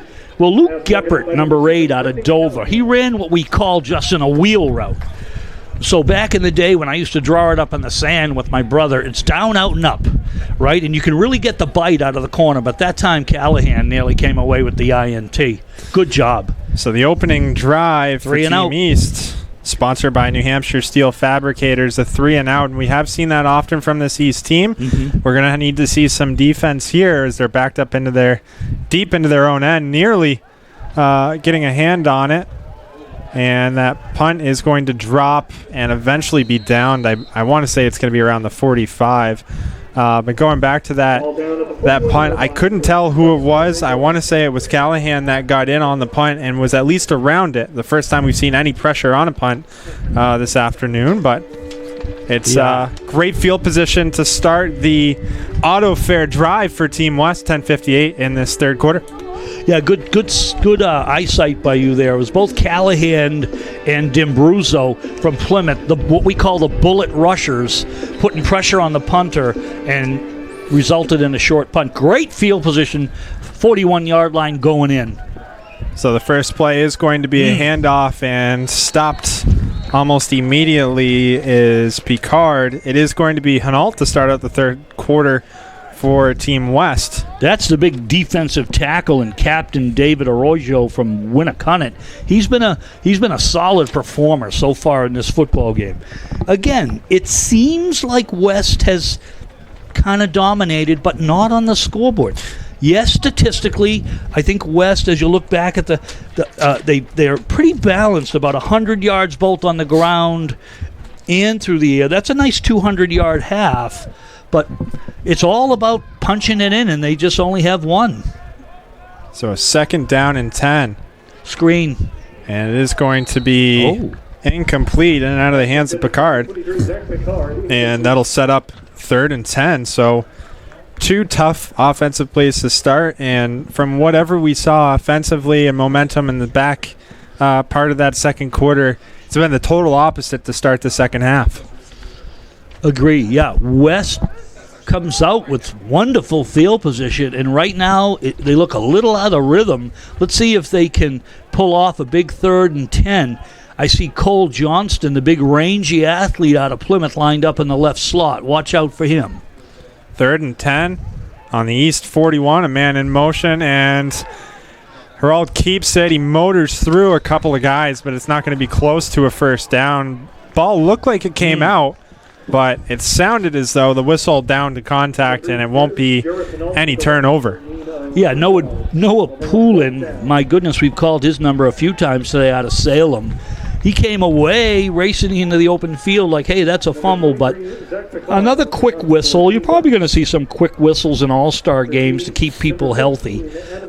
Really a failed drive by West. I think that they got to feel like they did nothing with that possession. Poulin with 10 tackles on the game so far. The WPI incoming freshman, be taking his talents to Worcester Poly. An exceptional game for him so far defensively. And as we get set for the second East drive of this half, even worse field position. It's really turned into a punt game. Who can get it out of their own set of downs and start to make any sort of offense happen here? Now I'm going to sound like an annoying coach. Right there, number 15, Adam Stewart. I mean, the rule is heels inside the 10. If you're not going to field it at the 10, take a shot of letting it bounce into the end zone. He caught it at the 5 and got dropped. Really tough starting field position. Oh, yeah, my. On their own 6, and a couple of bodies hitting in the backfield there. It looks like there might have been a pickup of a yard or two. I couldn't see who the carrier was. The carrier was the Pelham running back, Jake Hurling. He's been pretty active, but just had nowhere to go as Taylor Laporte out of Memorial from his defensive tackle position did a real nice job. So a pickup of 1, and as you mentioned, that is the 6th carry for Hurling so far today. Once again, out on the outside, he makes a move, able to escape 1 tackle, but he's going to be brought down right at the 10-yard line. So a couple more yards, but still third and mid for this East team. They got to try to figure something out here. Yeah, that's the other Hinault right there. Very aggressive player for Team West. That would be Jeremy Hinault, 24, out of Goffstown. He just made a real nice individual tackle. 3rd down and 5 or 6, fairly manageable, but tough deep in your own zone. 8 minutes left here in this quarter, and Gora takes a couple steps to his right, and the pass is just short of Stewart, so another 3 and out. Yeah, problem there is Gora has Jack Schaefer out of Pembroke open on a curl route. However, once again, 26, he's been an unbelievable defender. Jason Compo, left defensive end. He got in Gora's grill and forced him to throw off his back foot and therefore bounce it into the ground. Compo, another name that we have said time and time again, a Division I commit to Merrimack College in the fall. And a blocked punt. It's going to be in the end zone, and a scramble for it. It looks like it's going to go all the way. I think it's a safety, Justin. Yeah, it looks like it will be. It was hard to tell who got in on the action there, Coach. But yeah, I got it. It was 48 Sauhegan now. As a matter of fact, he just posed like Cam Newton with the Superman. Michael Maroon, he just broke through and just got all over the punter and the football. Riley Lawhorn, another Sauhegan kid, narrowly jumped on it in the end zone but couldn't corral it. It gets kicked around and out the back, and that results in a 2-point safety. So 9-0 on the Maroon block. And I'm not sure if a timeout was called or not, but I didn't mention it on the first touchdown, Amoskeag Beverages touchdown sponsoring today. I'm going to say it now for the safety because I did miss it back in that first quarter. We haven't had any since then, but a 9-0 lead here for Team West. The last thing that East team needed as far as getting themselves on the board and back into this ball game. I mean, a recipe for disaster. You field the punt on your 5, not much blocking, nowhere to go. You run the ball on the first 2 downs. You give yourself a predictable passing 3rd and long.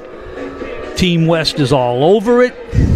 And you force a punt from the shadow of your own goalpost, and the beast, Mike Maroon, breaks through.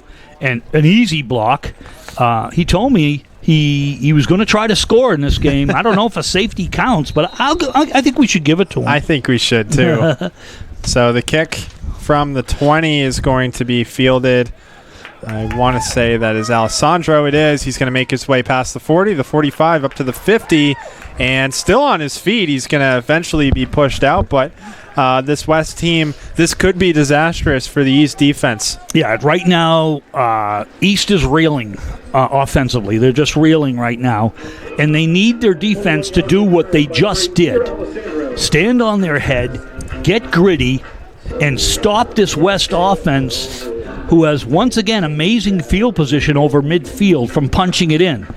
If the West punches it in, you're looking at a 3-score situation for the most part, and that can be a pretty uphill battle for Team East. So let's see if Team East digs down deep and plays some D here. Well, as we mentioned, we haven't seen a turnover yet today. We have seen a lot of flags, but we haven't seen a turnover, and that's exactly what East needs. Turnovers today brought to you by Jewett Construction, and hopefully we'll get a chance to say that name at least once in the second half, barring any defensive efforts here from Team East. First down. Wow. And motoring through a great run by number 2, Riley Lawhorn. It looked like he was wrapped up for maybe a yard or 2. It looks like he pulled 6 or 7 out of that, Coach. Yeah, that's what you get out of Riley. Number 1, he came into our season at Sauhegan in the best shape of any football player in our program, and my goodness, he doesn't want to be tackled. He ran tough there and carried people. So second down and 4 now, and East again rolling Herald through the middle. And Hinault eventually is going to be stood up. He picked up maybe a yard or 2 there. And they actually are going to give him the 4 before he was stood up and pushed back. So the chains are moving along. And another Longchamps Electric first down. This West team just really, really pounding the ball offensively. Yeah, Noah Poulin and Chaz Hibbert stepped up, stopped Hinault, but not before he moves the chains and picks up a first down. And quietly, Hinault is kind of creeping up on 100 on the century mark and rushing. Yeah, he was just shy of 85 yards at the halftime break. Picked up a couple there. He had an opportunity and a wide open man in McGarvey, but the throw just a touch low on that 1st and 10. Yeah, that's about the each team has tried the tunnel screen about 3 times each. The difference, as I pointed out earlier, is that the West understands that you look off the primary target first and then you come back to him, and that's to get Lyman up into the alley to make some blocks. Just then, poor execution with the throw by Hinault. So 2nd and 10, ball on the East 36, a high snap. Hinault able to take it. He hands it off, and a pickup of more than a first down. He's at the 15 and down right inside the 15. That is Thermitis. That's Thermitis. That is Marc-Andre Thermitis at his best. Make people miss in the backfield and then get second level, Justin, and find a gear, honestly, that no one else on the field has. And he showed it off there, as you mentioned. He was able to break a tackle and kind of get out on the outside. I think if he had a little bit more space, he was all the way in. You could see him put it into another gear and really start to take off.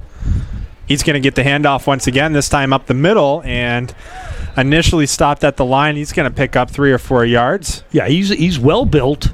He's a great athlete. I think Thermitis, like if I'm coaching right now, after watching those 2 runs by Marc-Andre Thermitis, I'm going to ride him into the end zone here. I think he's feeling it. Now, we do have a player down, Looked like Matt Dalton was a little shaken up on that play. but he's bouncing back, which is good. Left tackle, Matt Dalton. Left guard, 73 for Team West. Andrew Farrell out of Central doing a nice job. The whole O-line is really starting to take over. So second play of this drive, 2nd down and 7. It's going to be near the first down marker, but the chains haven't moved yet. And for every time that West has gone to the air, it's been about 10 straight consecutive run plays to follow. Yeah, Henault right there on the power read. Again, ride the running back, make it look like a perimeter run, pull it, pick up your backside guard, and get your nose in there. Great job by Jarrett Henault. 3rd down and 2. And nice defense. A great job on the outside there. It looks like it was Aiden O'Loughlin that made his way in. It sure was, out of Londonderry. Aiden O'Loughlin did a real nice job setting the edge. And we're now looking at a 4th down because of that loss right there. And, well, I'd say a long 3, maybe 4. And no thought of a field goal here, even though Lawhorn has a big-time leg. They're going for it. Not even a flinch of having his special teams come out. And again, Henault, it's going to be wrapped up. He's shy of the first down, and it will be a turnover on downs. We can't say it now. Turnovers brought to you by Jewett Construction. And, Coach, a really interesting play call there. Well, you use the word interesting. I use the word boring and predictable. I didn't like it at all. I mean, you're talking about 4th and a long 4, and you're going to go with a quarterback ISO with hardly any blocking taking place. And let's give some credit to number 14, Caleb Vega, out of head coach Kevin Hebert's school, Spalding, with a big play and a nice stuff right there by Team East. But they got to use the momentum that they just gained on defense to make something happen offensively. Well, timeout on the field, 4:20 left here in this 3rd quarter. We're going to take one with them. 9-0 West leading here in the 2nd half.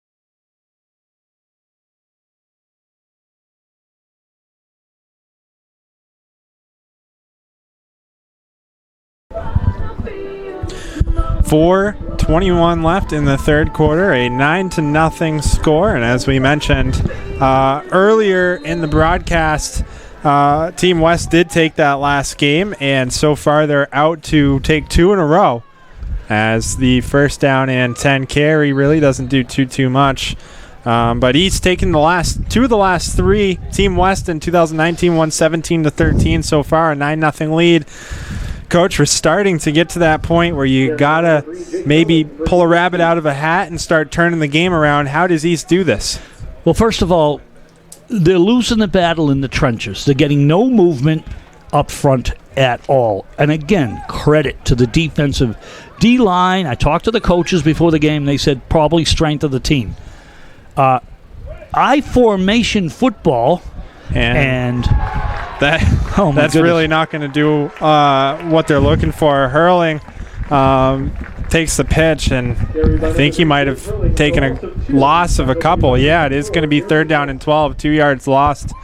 And just one after another, really, this team just has to get out of their own end. Well, here's the thing. I think they're in the eye because they're pinned deep in their own end. However, what we all know about the eye is follow the fullback, and you'll probably get to the ball. He usually is the lead blocker for the tailback, as he just was, but just too much athleticism right there by Jeremy Hinault. Great play. Now we're in the gun. We're in trips open.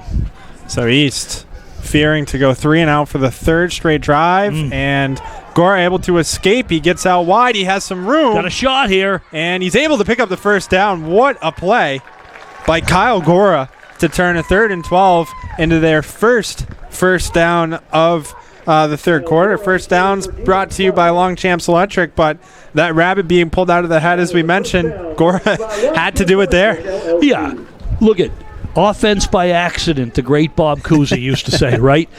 Gora pulls a magic act there and escapes a very broken pocket and makes a big first down.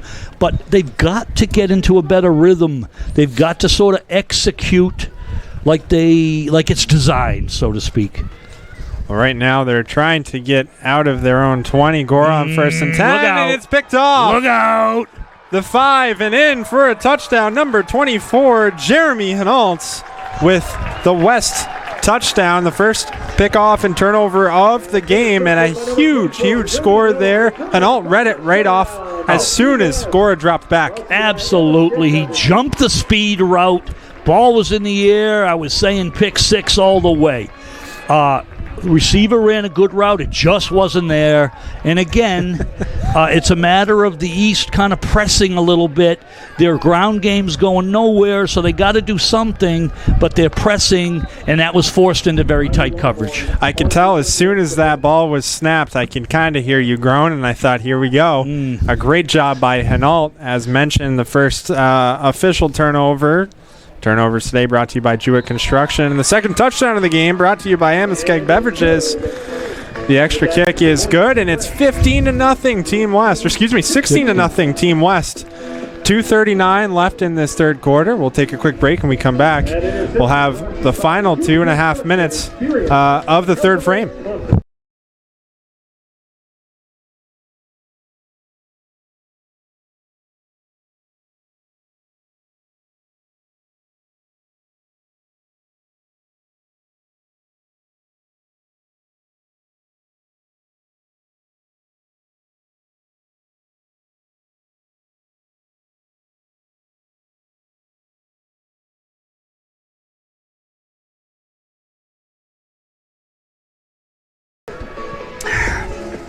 .239 left in this third quarter, and a big pick 6 from Hinault makes it 16-0. And the hole is getting deeper and deeper to climb out of here for Team East. They're going to get the ball once again and got to make something happen. All right, so what we're going to draw right now in the dirt is what we call the muddle huddle kick return. It's going to come to the deep man. They're all going to scrum at about the 20, pass the ball around, and one guy's... Well, we did that in phys ed anyway, and it works. Right, Nick? They need, to your point, they need a little magic right now. They need a little spark.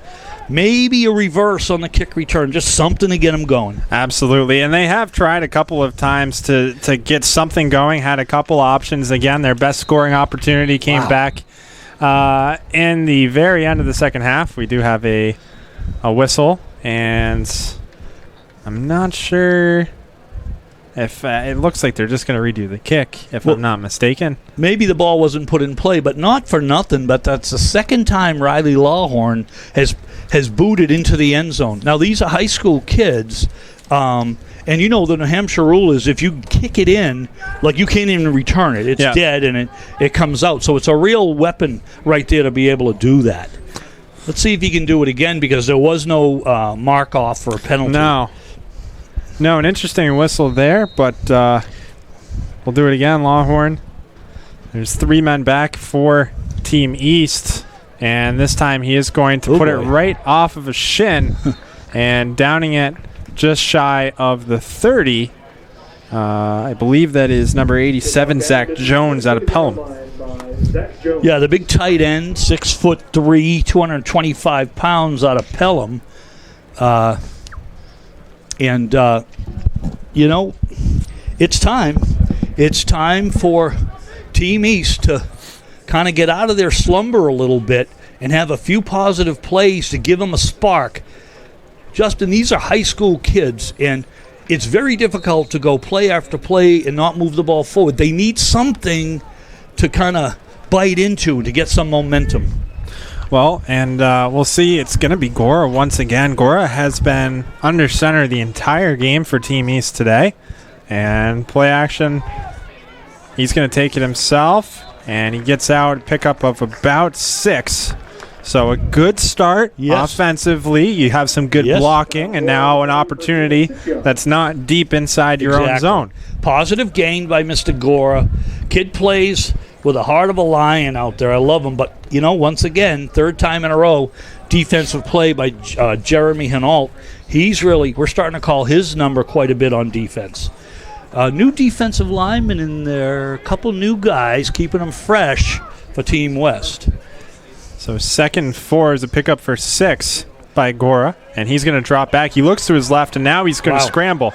He's got a first yard across the 45 up to the 50, and they're going to mark him out right at the 50. So another big pickup there for Gora, back-to-back runs, and he's starting to take advantage of the open space that West has left him. What does an athlete like that do? He says, things are going bad. Get on my back, get on my shoulders. I'm going to carry you and get some momentum, which right now Team East has. Good job right there by Kyle Gora. Despite putting anything on the board so far, too, Coach Gora today, he's had 10 rush for 42 yards. He's also 11 for 18 through the air. So he has been trying to get this team going offensively. He goes to the air again.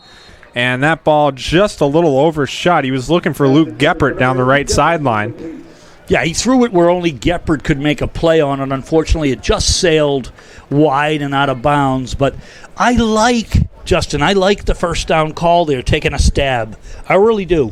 And I do think if you're going to get yourself back into this game, those are the type of plays where if you can get them to go your way, now if Geppert pulls that in, you're at the 20 and you have your offense motoring. Instead, it is 2nd and 10. You're on the 50, so it's not terrible field position, a lot to work with. And Gora, quick drop, and he does connect. He hits Adam Stewart, and Stewart is able to keep a foot in bounds. He doesn't get the first down, but it is going to be a pickup of about 8. So 3rd and short, and for the first time in forever, the East is back in West territory. They're going to mark him down right around the 44. I love it. Catch it, fix it, fire it, and the receiver goes up and makes a play. What I also like is it's now 2-down territory to make a first. Absolutely. There should be no thought of punting unless we get a real negative here. So 3rd and 3. I formation, as mentioned.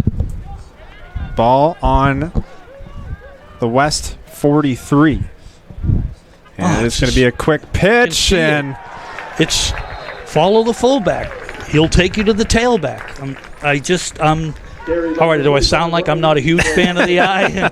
Now, believe me, back in the 70s with USC, yes. Okay, yeah. Okay, Carl Garrett and maybe a guy named OJ, but let's not talk about him, right? But right there, it's like, that was a momentum breaker, wasn't it? Well, and too, so you are backed up. It would be a 9-yard. It's 4th and 9 right now. I'm somewhat surprised to see them not go for it, given the game and the circumstances. We're inside a minute now here in this third quarter. Yeah, I might consider 4th and 9 going for it. Yeah. Punting kind of feels like it's just going to – oh, boy. That punt does get away. Alessandro picks it up with a head of steam, and he's able to crawl across the 50. I do think they're going to down him a couple yards shy of midfield. They are going to down it at the 48, but a great pickup, Alessandro there. It was a weak punt. It was a little shallow, but he was able to read it. He didn't want to take the risk of catching it there. He had a head of steam and a great return. And to your point, if you had gone for it and failed, I think the ball's sitting at the same spot, right? Really. To your point. Yeah, all things considered, I think it's a little closer, so yes. It's tough. It really is, and I think that for right now, you still have a full quarter. You got to get yourself. You have a lot of work to do, but the first thing you need to do right now is stop this West offense. And if I'm Team West, I'm hitting the ground. I'm running the first couple of plays and trying to chew up what's left of this quarter. That's exactly what they do. Hinault keeps it himself. He picks up a gain of about 3, and that should take us down to the end of the quarter. That's Noah Poulin again. If this game possibly was going in another direction on the scoreboard, he'd have to get some consideration for what we're going to talk about post-game, right? Absolutely. Poulin right now leads Team East with 12 tackles. Wow. He actually, with that tackle, 12 tackles. He leads the game, and that really 12 tackles in 3 quarters of football is somewhat unheard of. Unreal. But we will we'll boost up Poulin and see what this East team could do with 12 minutes left. But 3 quarters are complete here at Grapponi Stadium. 16-0 is your score. West with a commanding lead. We're going to take a break. When we come back, we'll have the final quarter of action. For a touchdown this summer with AutoFare Delivers, the fastest, coolest way to purchase your next vehicle. Go to autofare.com to shop our huge inventory of thousands of vehicles right from the comfort of your couch. Find a vehicle you like, get an instant trade-in value, and purchase your new ride 100% online. We'll even deliver your new vehicle right to you at home, work, wherever you are. While others may not have inventory, AutoFare delivers. AutoFare makes it happen. Your ticket, congratulations. You have won $1,352.50.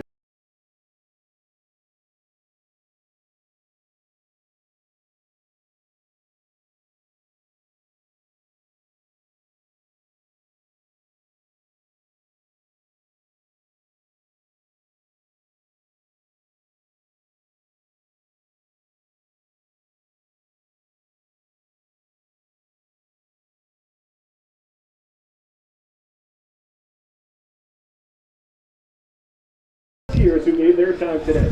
Fourth quarter action here at Grapponi Stadium on the campus of St. Anselm, and it's been a beautiful day. But right now, Team West has taken full advantage of their offerings. They lead at 16-0, and as we start the fourth quarter, Hinault at the helm for this team has really kind of taken over as the star quarterback. We were just talking about stats. He's really been able to do it all. First down, he's got a wide open man, and it looks as though, and it will be, Jake Trahan all the way in for the score. Another touchdown for Team West on the first play of the quarter, and this lead grows and continues to grow. That is what we call a jet sweep pass. Give the appearance of a perimeter run, veer back, Edelman style, and let it, or maybe Jacoby Myers at this point, and let it fly. Great play call by Hammond. I loved it. You know what I like about it? It's coming out of a break. It's like a shock and awe. Absolutely. And we'll see if we can get that replay for you in a few seconds. But another, just right out of the gate, you're expecting maybe a run. Maybe they're going to try to chew up some clock. Instead, they pull one out of the bag, and it's 22-0, looking to make it 23-0, and knocking it through is Riley Lawhorn. And a commanding lead here for this Team West. Offensively, I mean, what more can you say about him, Coach? Yeah, that's just a real nice, as much as I kind of gave the OC some grief on a fourth down play call a few minutes ago, great play call right there. I don't mean just because it hit for a touchdown, but just it was like a shock and awe, element of surprise. We've been running the ball down your throat. Now we're going to give the appearance of a run, pull back, and let it fly. I apologize to our viewers. I didn't see who threw the ball. It was a running back. It was a very last-second thing, and as I mentioned, I'll see if we can pull it up, or at least see who made the pass. But I can't. I mean, Jake Trahan. Would it be here because of passing it Sanchez? Would, yes. So it is Solomon Sanchez. 49 yards, Solomon Sanchez out of Bedford. Hey, if I'm on defense and Solomon Sanchez has the football, I'm thinking run. But he pulls back and puts it right in rhythm to the wide receiver, Jake Trahan out of Merrimack. And you know what? He just had that final 20-yard sprint and a huge smile on his face. Sanchez so far today, he's really done it all for this team. He's been back to catch a couple of punt returns. He's been out there offensively, 2 catches for 26 yards, and now 1 for 1 with a 49-yard touchdown. And I got to tell you, Jake Trahan, I want to go back to it. I mean, just the play call, as you mentioned, Team East was so caught off guard with that, to the point where if he didn't hit Trahan, there's a couple other guys throughout the backfield that were wide open. So we'll see if things can be made here offensively. It is going to be downed at the 21. Ball came out last minute. A good job by Hurling to at least get his knee down and to keep the ball. He was trying to make something out of nothing on that return, and credit to him for doing so, but nearly turned the ball over instead. Yeah, second straight kick coverage pop by Michael Maroon, number 48, the Mike backer. He's really getting it done on the kick coverage team. And really, it's put up or shut up time now for Team East. They've got to open it up and just roll the die.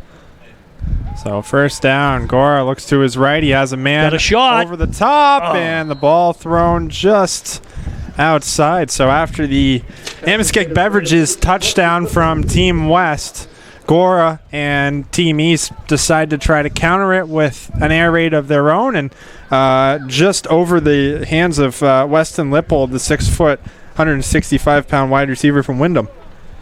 Yeah, seemed to have a step on him, and the ball was just thrown maybe too much to the sideline right there. So, but I like the effort. I like the design. Let's take a shot here. And that is, we've seen something similar from this team. They haven't really gone over the top too often, but each one of those throws, Gora's missed just a touch outside. Once again, he's got him, and it is going to be Weston Lippold, the 30, 25, down to the 10, the 5, and East finally on the scoreboard on an outstanding play. Gora to Lippold, and a huge touchdown to get them back in this game. Gora drops back and then steps up subtly in the pocket. The wide receiver, probably running a curl route, decides, I'm going to break it off and get behind coverage. Peter Alessandro got smoked on that by trying to jump the curl. We had the wide receiver, Weston Lippold, running clean, and a little momentum here for Team East. Got to feel good from, hey, we got what we call, oh, God, I used to, brain cramp, age. We have something of a formation here, and it does look like a timeout is going to be called by, I want to say Team West taking the first one. I'm going to let you ponder that, Coach, for a second. We'll take a quick break when we come back. We'll try to figure out what was going on there. Yeah. BASC is New Hampshire's most trusted name in outpatient surgical care and diagnostic imaging. So if you put your personal health care on hold this year, it's time to call BASC Imaging for better, safer, lower cost imaging. Featuring open MRI, low-dose CT scans, and ultrasounds performed by skilled, caring professional technologists. High-quality imaging combined with same-day scheduling and savings up to 40% compared to hospital-based imaging. Ask for BASC, BASCNH.com. In support of the last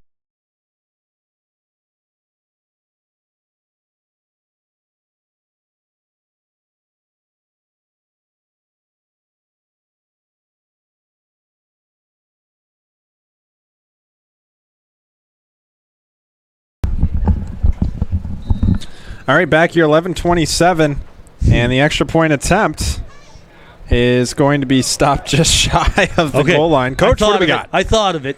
It's called the swinging gate PAT. It's when you bring all your linemen to one side and you give the holder and the quarterback sort of some, in the center, some options. I've seen a side hike.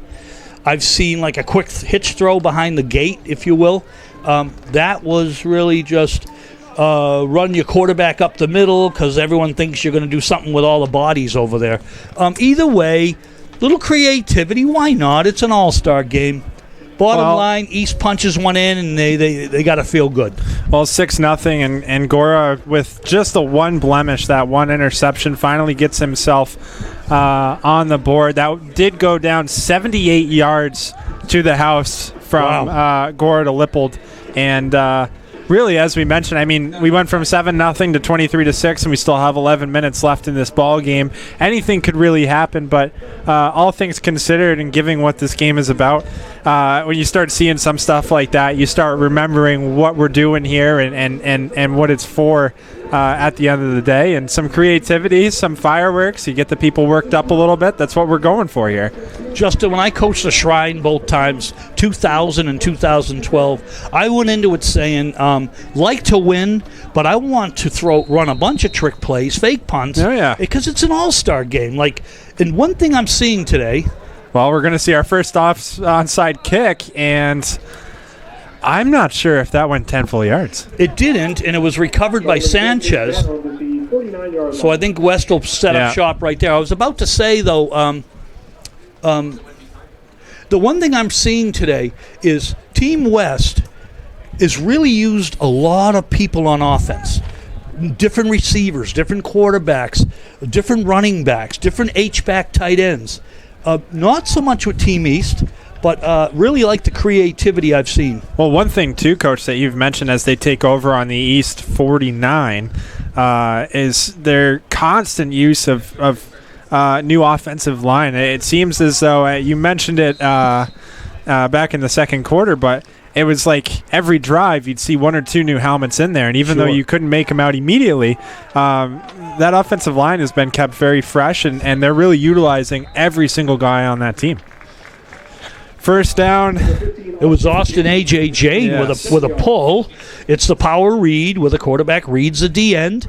If the D end makes a C or boxes upfield, the run's going to be the outside run is eliminate that, pull the ball and run tough like Hinault has. Good job by Jane. Pickup of 7, second down and 3 on the 42. And this time a handoff. Nothing going on there. Great tackle. That is Noah Poulin once again. Tackle number 13 for him. And unbelievable. He gets his second tackle for loss today, 4 yards on it, and it backs him all the way up. So now 3rd down and 7. And I think I heard Coach Balquette from all the way across the field say, what kind of read was that? Because that running back got lit up. Big play here for AJ. 3rd down, it is 6 yards to go on the East 45. Screen. And a great play for a first down and a little bit more there. And West offensively continuing to chew up some clock while making some big plays. That's number 9, Jake Trahan, with the first down completion. Loved the design. What I really loved was seeing big number 73 for Team West, and that is Andrew Farrell, pull on the play and lead block for the wide receiver, giving him a little taste there. Nice job. So 1st and 10, the 35-yard line. We are officially under 10 minutes left here in the ball game, and the West offense threatening again. And it is going to be another keeper. And Jane picking up a few yards there, but doing the job. More importantly for Team West, killing clock. Yes. Killing clock. It's probably going to turn into a scenario where it's like, run, let's see where we're at. Yep. If it's 3rd and short, run again, keep the clock moving. Or if it's 3rd and long, trust your wing. So that's kind of what I'm thinking here. Maybe see another run here.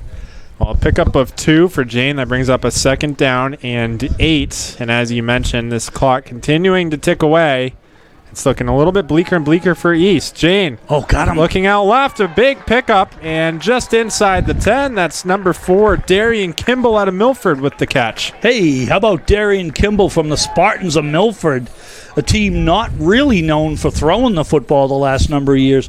He comes up with a big play from his left slot position. Jane put it right on the money. Nice throw, A.J. Jane. Jane to Kimball. That's a 23-yard pickup, and that's going to set up a 1st down and 10. Another first down brought to you by Longchamps Electric.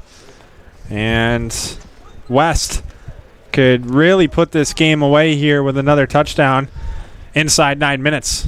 And I think right now, as Jane looks over, the coach is telling him, watch the hand of the back judge, and when it goes down, then get the cadence going, killing like 20, 25 seconds. And lit up in the backfield once again. Yeah. I think that was Kimball that had the handoff and was met by a handful of blue jerseys. I think Kimball's saying, we tried to run left stuffed. We try to run right stuffed. Just throw me the ball. He's a wide receiver. So, 2nd and long here, right? They lost 3. Yes, Bunnell on the tackle. And Jonah Bunnell's got 7 tackles, and that looks good until you see Noah Poulins at 14 on the afternoon. But yes, 2nd down and a ways to go. Good spin. Great job by Jane. Gets out, fires it up into the corner. He has a man, and it is... What do we got? I think he's caught on the 1, right? Caught just inside the 1. It does look as though that's the case. I think there's an opportunity to plead that he got it inside the pylon there, but that was J.J. Josephic, another big pickup from the Manchester Memorial. Yeah, good job for the Crusader right there. Hung tough. First catch of the game and a good one. J.J. Josephic. First down for Team West inside the 2-yard line. They're knocking on the door. 3rd down and... Oh, 3rd down, excuse me. Less than a yard. Had me off, too. And a big stop, but staying on his feet. Look at him. Is Marc-Andre Thermitis. Eventually is going to be whistled down. He loses a cleat in the process. And no gain there for Thermitis. Yeah, Chaz Hibbert on the initial stop from his 3 technique position. And now it's 4th down. And West, do they consider a field goal, or do they say, nope, we're going to try and punch another one in? It looks like right now they're going to try to punch another one in. We'll see if things change. Team West does have 2 timeouts. And they may use one here, Justin, just to let the clock tick down and sort of think about what they want to do. And secondly, if they decide to go for it, what would be the best play call? Yeah, and that's what I see Coach Bauquet doing. He let the clock tick away, smart, and then he calls a timeout. Well, just over 7 minutes left here in the ball game. A big hole to climb out of for Team East. We'll see if they can do it after this. There's a timeout in the action.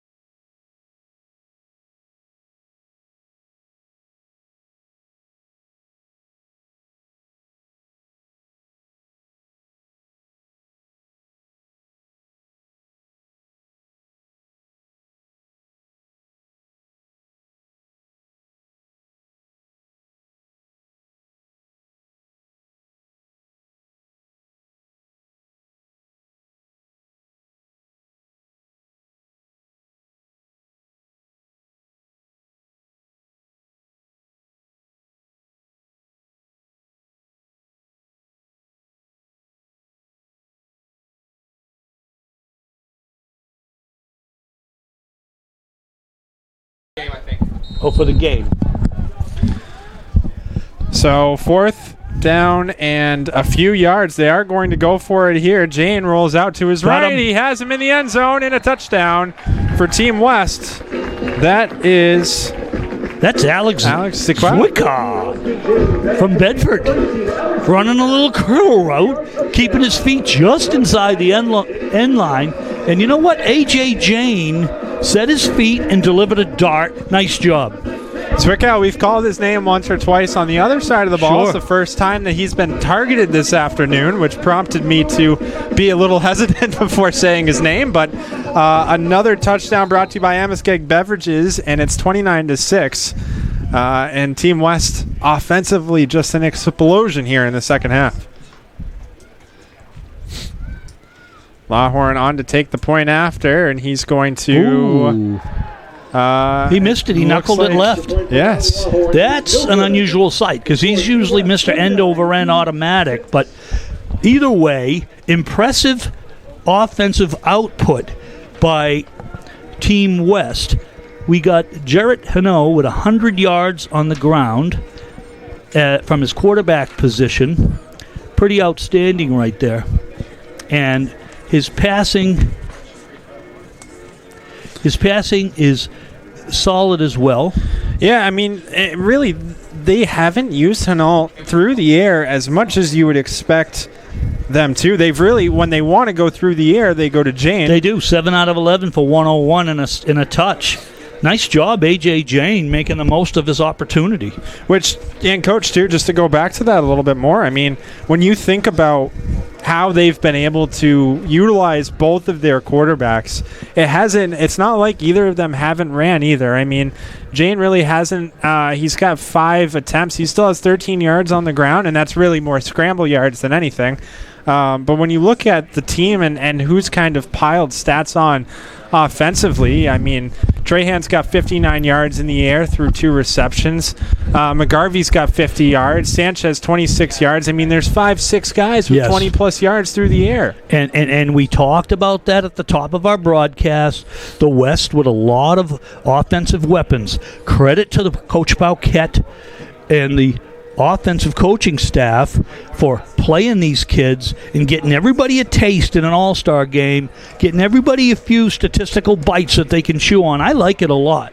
Now, if they hold on to win, it's going to be difficult for us to pick up player of the game. Maybe we look at the other side of the ball. I don't know. Well, there's plenty to be said with this West team on both sides of the ball. I mean, when we go back to taking a look at some of these guys and some of the leaders, Callahan's got 12 tackles, Alessandro's got 8. But you look at everything else for this team, I mean, from a defensive standpoint, they've been very stout. They've given up 6 points, you know. But it has been a kind of a one-sided story, and again you see another Jeremy Hinault with 12 total tackles for the West team too. I mean, they've been doing it all. So a kickoff here at 6:56 is going to be taken from the 10, and getting all the way up to the 30 is Hurling. So he's been the primary kickoff return man for this team, and probably his best one of the afternoon, a pickup of about 20, and he's going to put this East team on the 30-yard line to start one of what could be their last drives of the game, down 29-6. What are you thinking here? I'm thinking throw the football all 4 downs and take your punter and give him a glass of water on the sideline and don't use him. Yeah. You know, you're down 29-6. Obviously, I'm not saying anything like that takes brain surgery, but throw.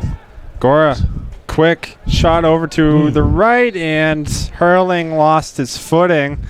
Tough break. It's going to be a loss of 3 or 4 yards. So yeah, Cody Keefe from Merrimack was right there anyway, had the receiver not slipped. But again, I think that Kyle Gore has done a good job when pushing the ball vertically up the field or carrying it himself. So let's look for that. 2nd down and 13, a loss of 3. And Gora this time is sticking in the pocket. He's going to take off. He has a lot of room on this left side. Can he get around? Big tackle right around the 35. That's going to be number 79, Dylan Sadowski, on the hit. And Gora's a little bit shaken up. Yeah, Sadowski has made a couple of big plays in the open field, the Merrimack Tomahawk.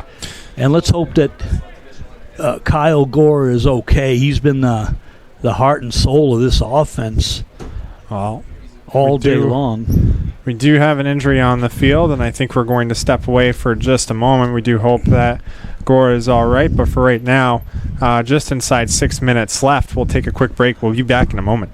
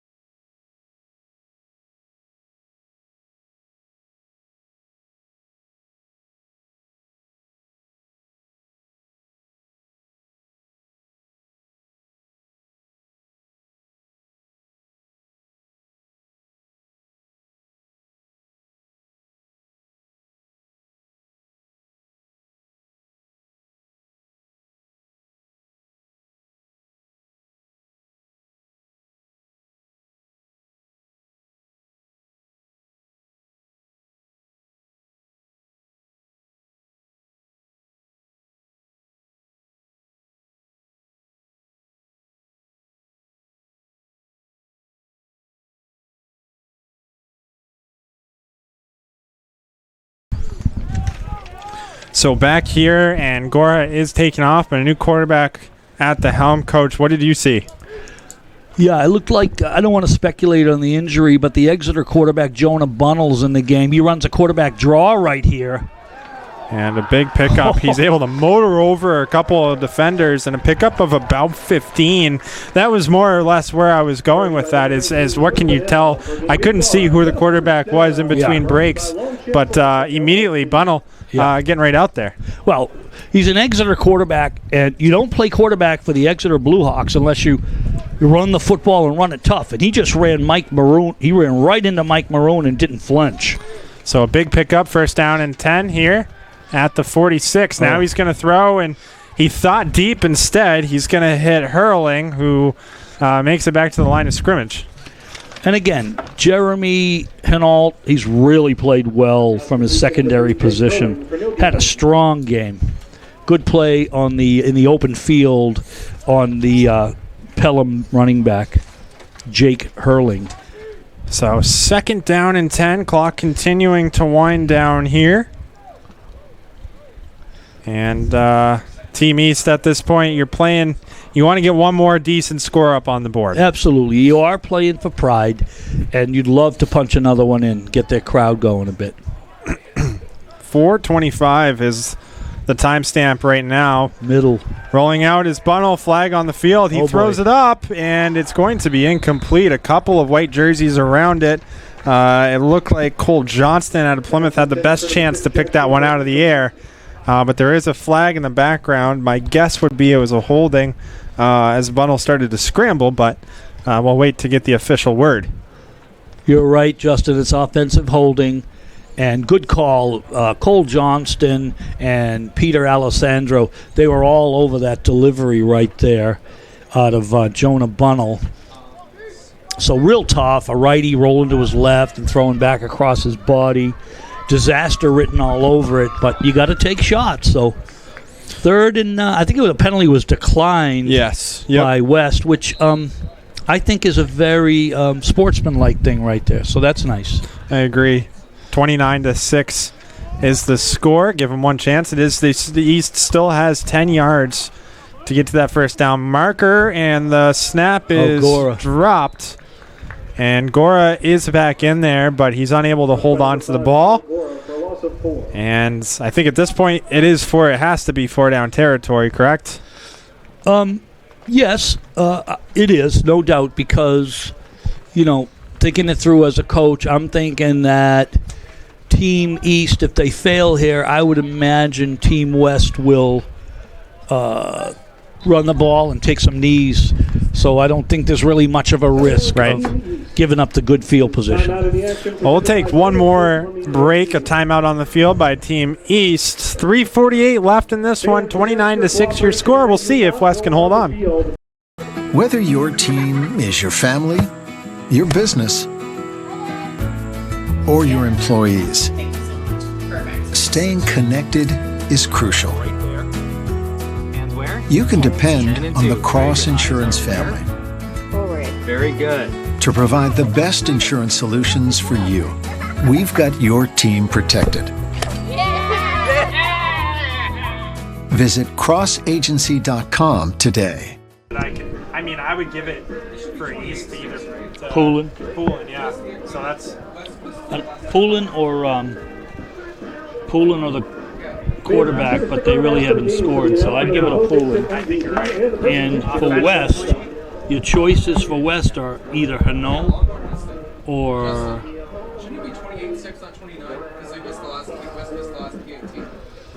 Yeah, but they also had the safety, so it should be 28 without the safety. Or it would be 28 if he made the point after and no safety.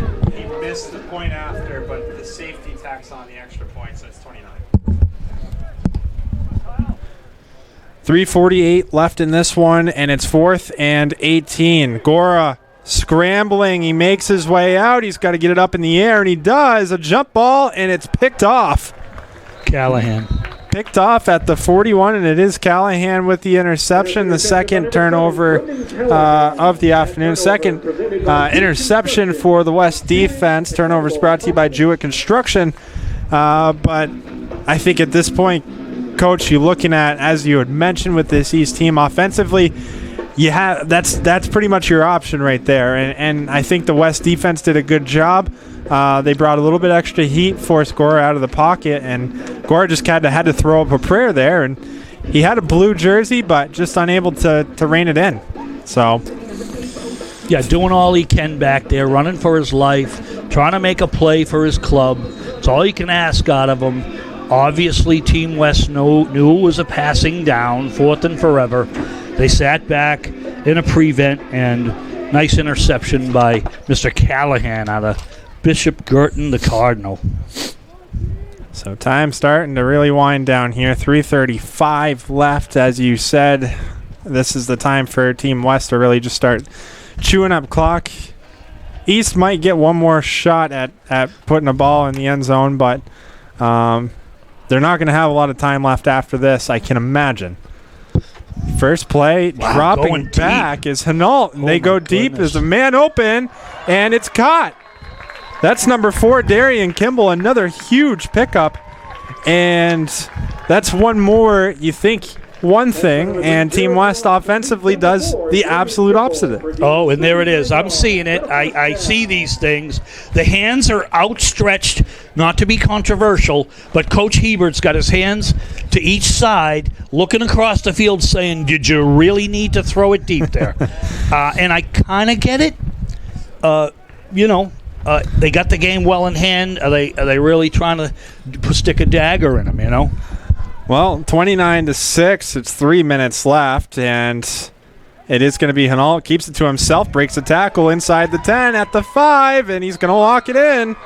It's another Amoskeag Beverages touchdown, and it continues to climb. It's a flag, though. And we'll come back. I'm going to just... I didn't see that flag originally. Yeah. So maybe this is being the conspiracy theorist in me a little bit, but, sometimes referees, they're human, and if they think it's going to be a blowout, maybe that flag comes out and they find a hold, and I'm just going to say that. Well, either way. Unless our crack statistician replay guy says it was a block in the back. Which very well could be the case. Okay. Either way, it's going to back up this West team. And I'm not sure. Right now they still have the ball placed on the 20, so it's still 1st and 10. I don't know if that was declined or what, but it's first down, 10 yards to go at the 10-yard line, at the 20-yard line. And again, Hinault's going to take it up the middle himself, and he's going to be swallowed up just shy of the 15, a gain of about 3. Another play by defensive tackle 53 for Team East, Chaz Hibbert. Called his name, Poulin's name, quite a bit. They've been very active on defense. So when you look at some of these receiving stats, too, Mike, you see Kimball, 2 receptions, 62 yards. Trahan, 2 receptions, 59 yards. I mean, these are gash plays when they do decide to go to the air. That ball's out. Popped up, and it is going to be a skirmish on the ground. I don't know really how it got that high up in the air anyway, or who came down. I think Team East has it after what we would call a volleyball set or bump. I'm not sure. Either way, it was a big turnover there. Another Jewett Construction turnover. We'll give East an opportunity here, and with 2:11 left, with the dagger that we just saw, and a little bit of sparks between both of these sides. I think so. I think here again, it's another 4 down. You're trying to punch a ball into the end zone. You're going to do whatever you can to do it. I think Coach Hebert clearly wasn't happy with the first down vertical stab by Team West, but nice to see team create a turnover and keep Team West from punching it in. So first down, and a carry doesn't make it more than 2 yards past the line of scrimmage. That was Alex Cheek. And the first time that we've called his name here in this ball game. Was he? I see Gore in at Q. Was Cheek in as a back? I do believe so, yeah, Oh, because okay, that was sure. why I saw his number and I thought to myself, well, I just saw Gore in there, but Yep. yeah, he took a handoff and he was able to stretch 4 yards out of it. So now a minute 34 left, and yes, Cheek is in the backfield once again. And it looks like East is just going to run the ball, and if they get a big breakout, they do. But this very well could take us pretty close to the end of the game here. Yeah, nice defensive play once again by number 71, Taylor Laporte out of Memorial. Also went on the play, Cody Keefe out of Merrimack. They've been very active here in the second half. Really super job by the West, rotating their front seven, their D linemen and their backers. But honestly, they've kept a very valuable Cole Johnston and Peter Alessandro on the field to really thwart the passing game as much as you can. 3rd and 5, an incompletion far to the right side, and it's just been total domination here by this West team, on both sides of the ball. I mean, outside of the Gore to Lippold 76-yard touchdown, well, it's really been tough for them offensively. Yeah, if you look at the stats, I don't believe that the East has been able to run the ball at all. Do we get a total on them? I think that's kind of a key thing. They talk about win the turnover battle, run the football in high school football, and you're going to be successful. I haven't seen Team East really establish anything on the ground. No, just 42 yards on the ground today versus West 150. And we do have a completion and a first down there. That's number 15, Adam Stewart, pulling in another completion. But yeah, you're right. I mean, there was really no way that they were able to establish themselves on the ground this whole game. Stewart, though, creeping up. He leads both sides. He's now got 8 catches. Wow. For just over 50 yards once it updates. But he's been really Gore's primary target, and you can see 4 or 5 different guys in there. And the way that he started out, a lot of quick passes, trying to get something working off the sides, and it just didn't go his way in the second half particularly. But 37 seconds left. It is a first down, 10 yards to go. Gore tries to get through the middle, and he's going to be wrapped up just shy of the 30-yard line. First time we've called his name, Ryan Nichols out of Bow, scraping down the line. Nice play by Nichols. Good solo tackle. And clock ticking away. I think East content with, basically keeping people healthy here for the final 20 seconds and shaking hands and saying we all did an amazing job with this charitable game. I really do. 1 left, and Gore is going to flip it. It's nearly tipped off, and it ends up falling into the hands of Jake Hurling. And Hurling wraps it up. The game is final, and the 2021 CHaD East-West All-Star game goes down in the books for Team West. They are now 6-3 all-time with a 29-6 win. We're going to take a very quick commercial. When we come back, we'll give you our players of the game. We'll wrap this thing up, but 29-6, your final. A touchdown this summer with AutoFare Delivers, the fastest, coolest way to purchase your next vehicle. Go to autofare.com to shop our huge inventory of thousands of vehicles right from the comfort of your couch. Find a vehicle you like, get an instant trade-in value, and purchase your new ride 100% online. We'll even deliver your new vehicle right to you at home, work, wherever you are. While others may not have inventory, AutoFare delivers. AutoFare makes it happen.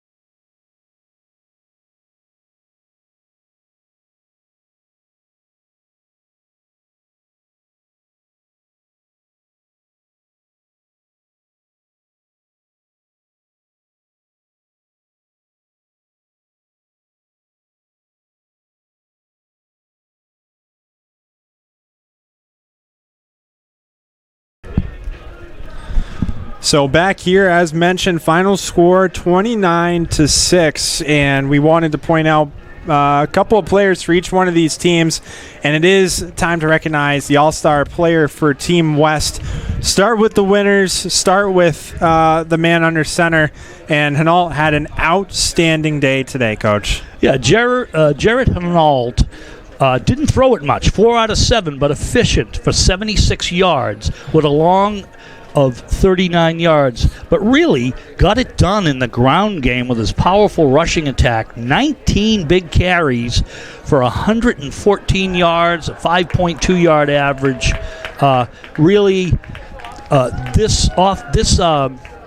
This player of the game for West, you had so many players play and so much balance.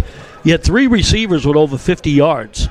So, but really, it was at the end, Jarrett Hinault was our choice. Yeah, and I think that on both sides of the ball for West, there's a lot of guys. But when you look at this East team, the player of the game to us, I mean, it was really it came down to who made the biggest impact, and to me, and I know to you too, it was Noah Poulin. Yeah, Poulin out of Salem. An astronomical 14 tackles, 7 of them solo, 2 TFL behind the line of scrimmage for -19. He was outstanding on defense for Team East, and certainly there were a couple of players offensively for Team East who did a nice job, includling Gora, but really Poulin kind of stood out to both of us. Yeah, Gora Lippold too with that big catch, but Stewart. But Poulin's consistency defensively, I think it was a no-brainer. But at this point, Coach, before we wrap things up, I mean, what a big game. What an absolutely great day to have it. The first CHaD East-West All-Star game since 2019. Another win in the books for West. But before the two of us close out our speaking portion of the day today, what else do you have to say about it? I mean, from a coaching perspective and from just a fan perspective here.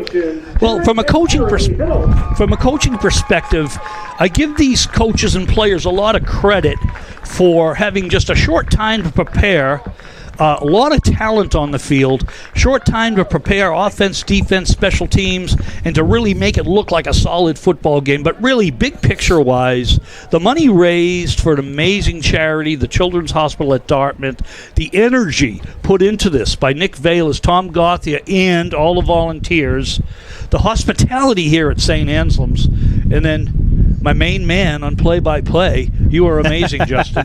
Well, I appreciate it. And I do have to say, too, before we thank everybody else here, that, to be able to come up and to be able to do this game, I mean, as Nick Valis had said, $73,000 raised between both of these teams for such an incredible cause. And in its 9th year and its 9th establishment of this game, it was really, really a cool moment to see the fans, the amount of people that were here. And win, lose, or draw, this game, the final score doesn't mean anything outside of the experience for these kids and the money raised. So I think with that, I'd have to say that this has been an absolute treat, Mike. But for that, I want to run through and thank everybody that's been a part of this. I know Dan Salzer and everybody at Granite State Sports Network has worked their tails off to get here and to make sure everything happens. But our producer, Andrew Fenn, Mike Mahoney, and cameraman Elliot Miller, Adam Pena, and Ryan and Tim Joy, we can't thank all of you guys enough. And for the final time here, we're going to leave it on our PA announcer. But for Coach Mike Bellevue, I'm Justin Swirsky signing off. For final score for the 9th annual CHaD East-West All-Star Game, West takes this one 29-6.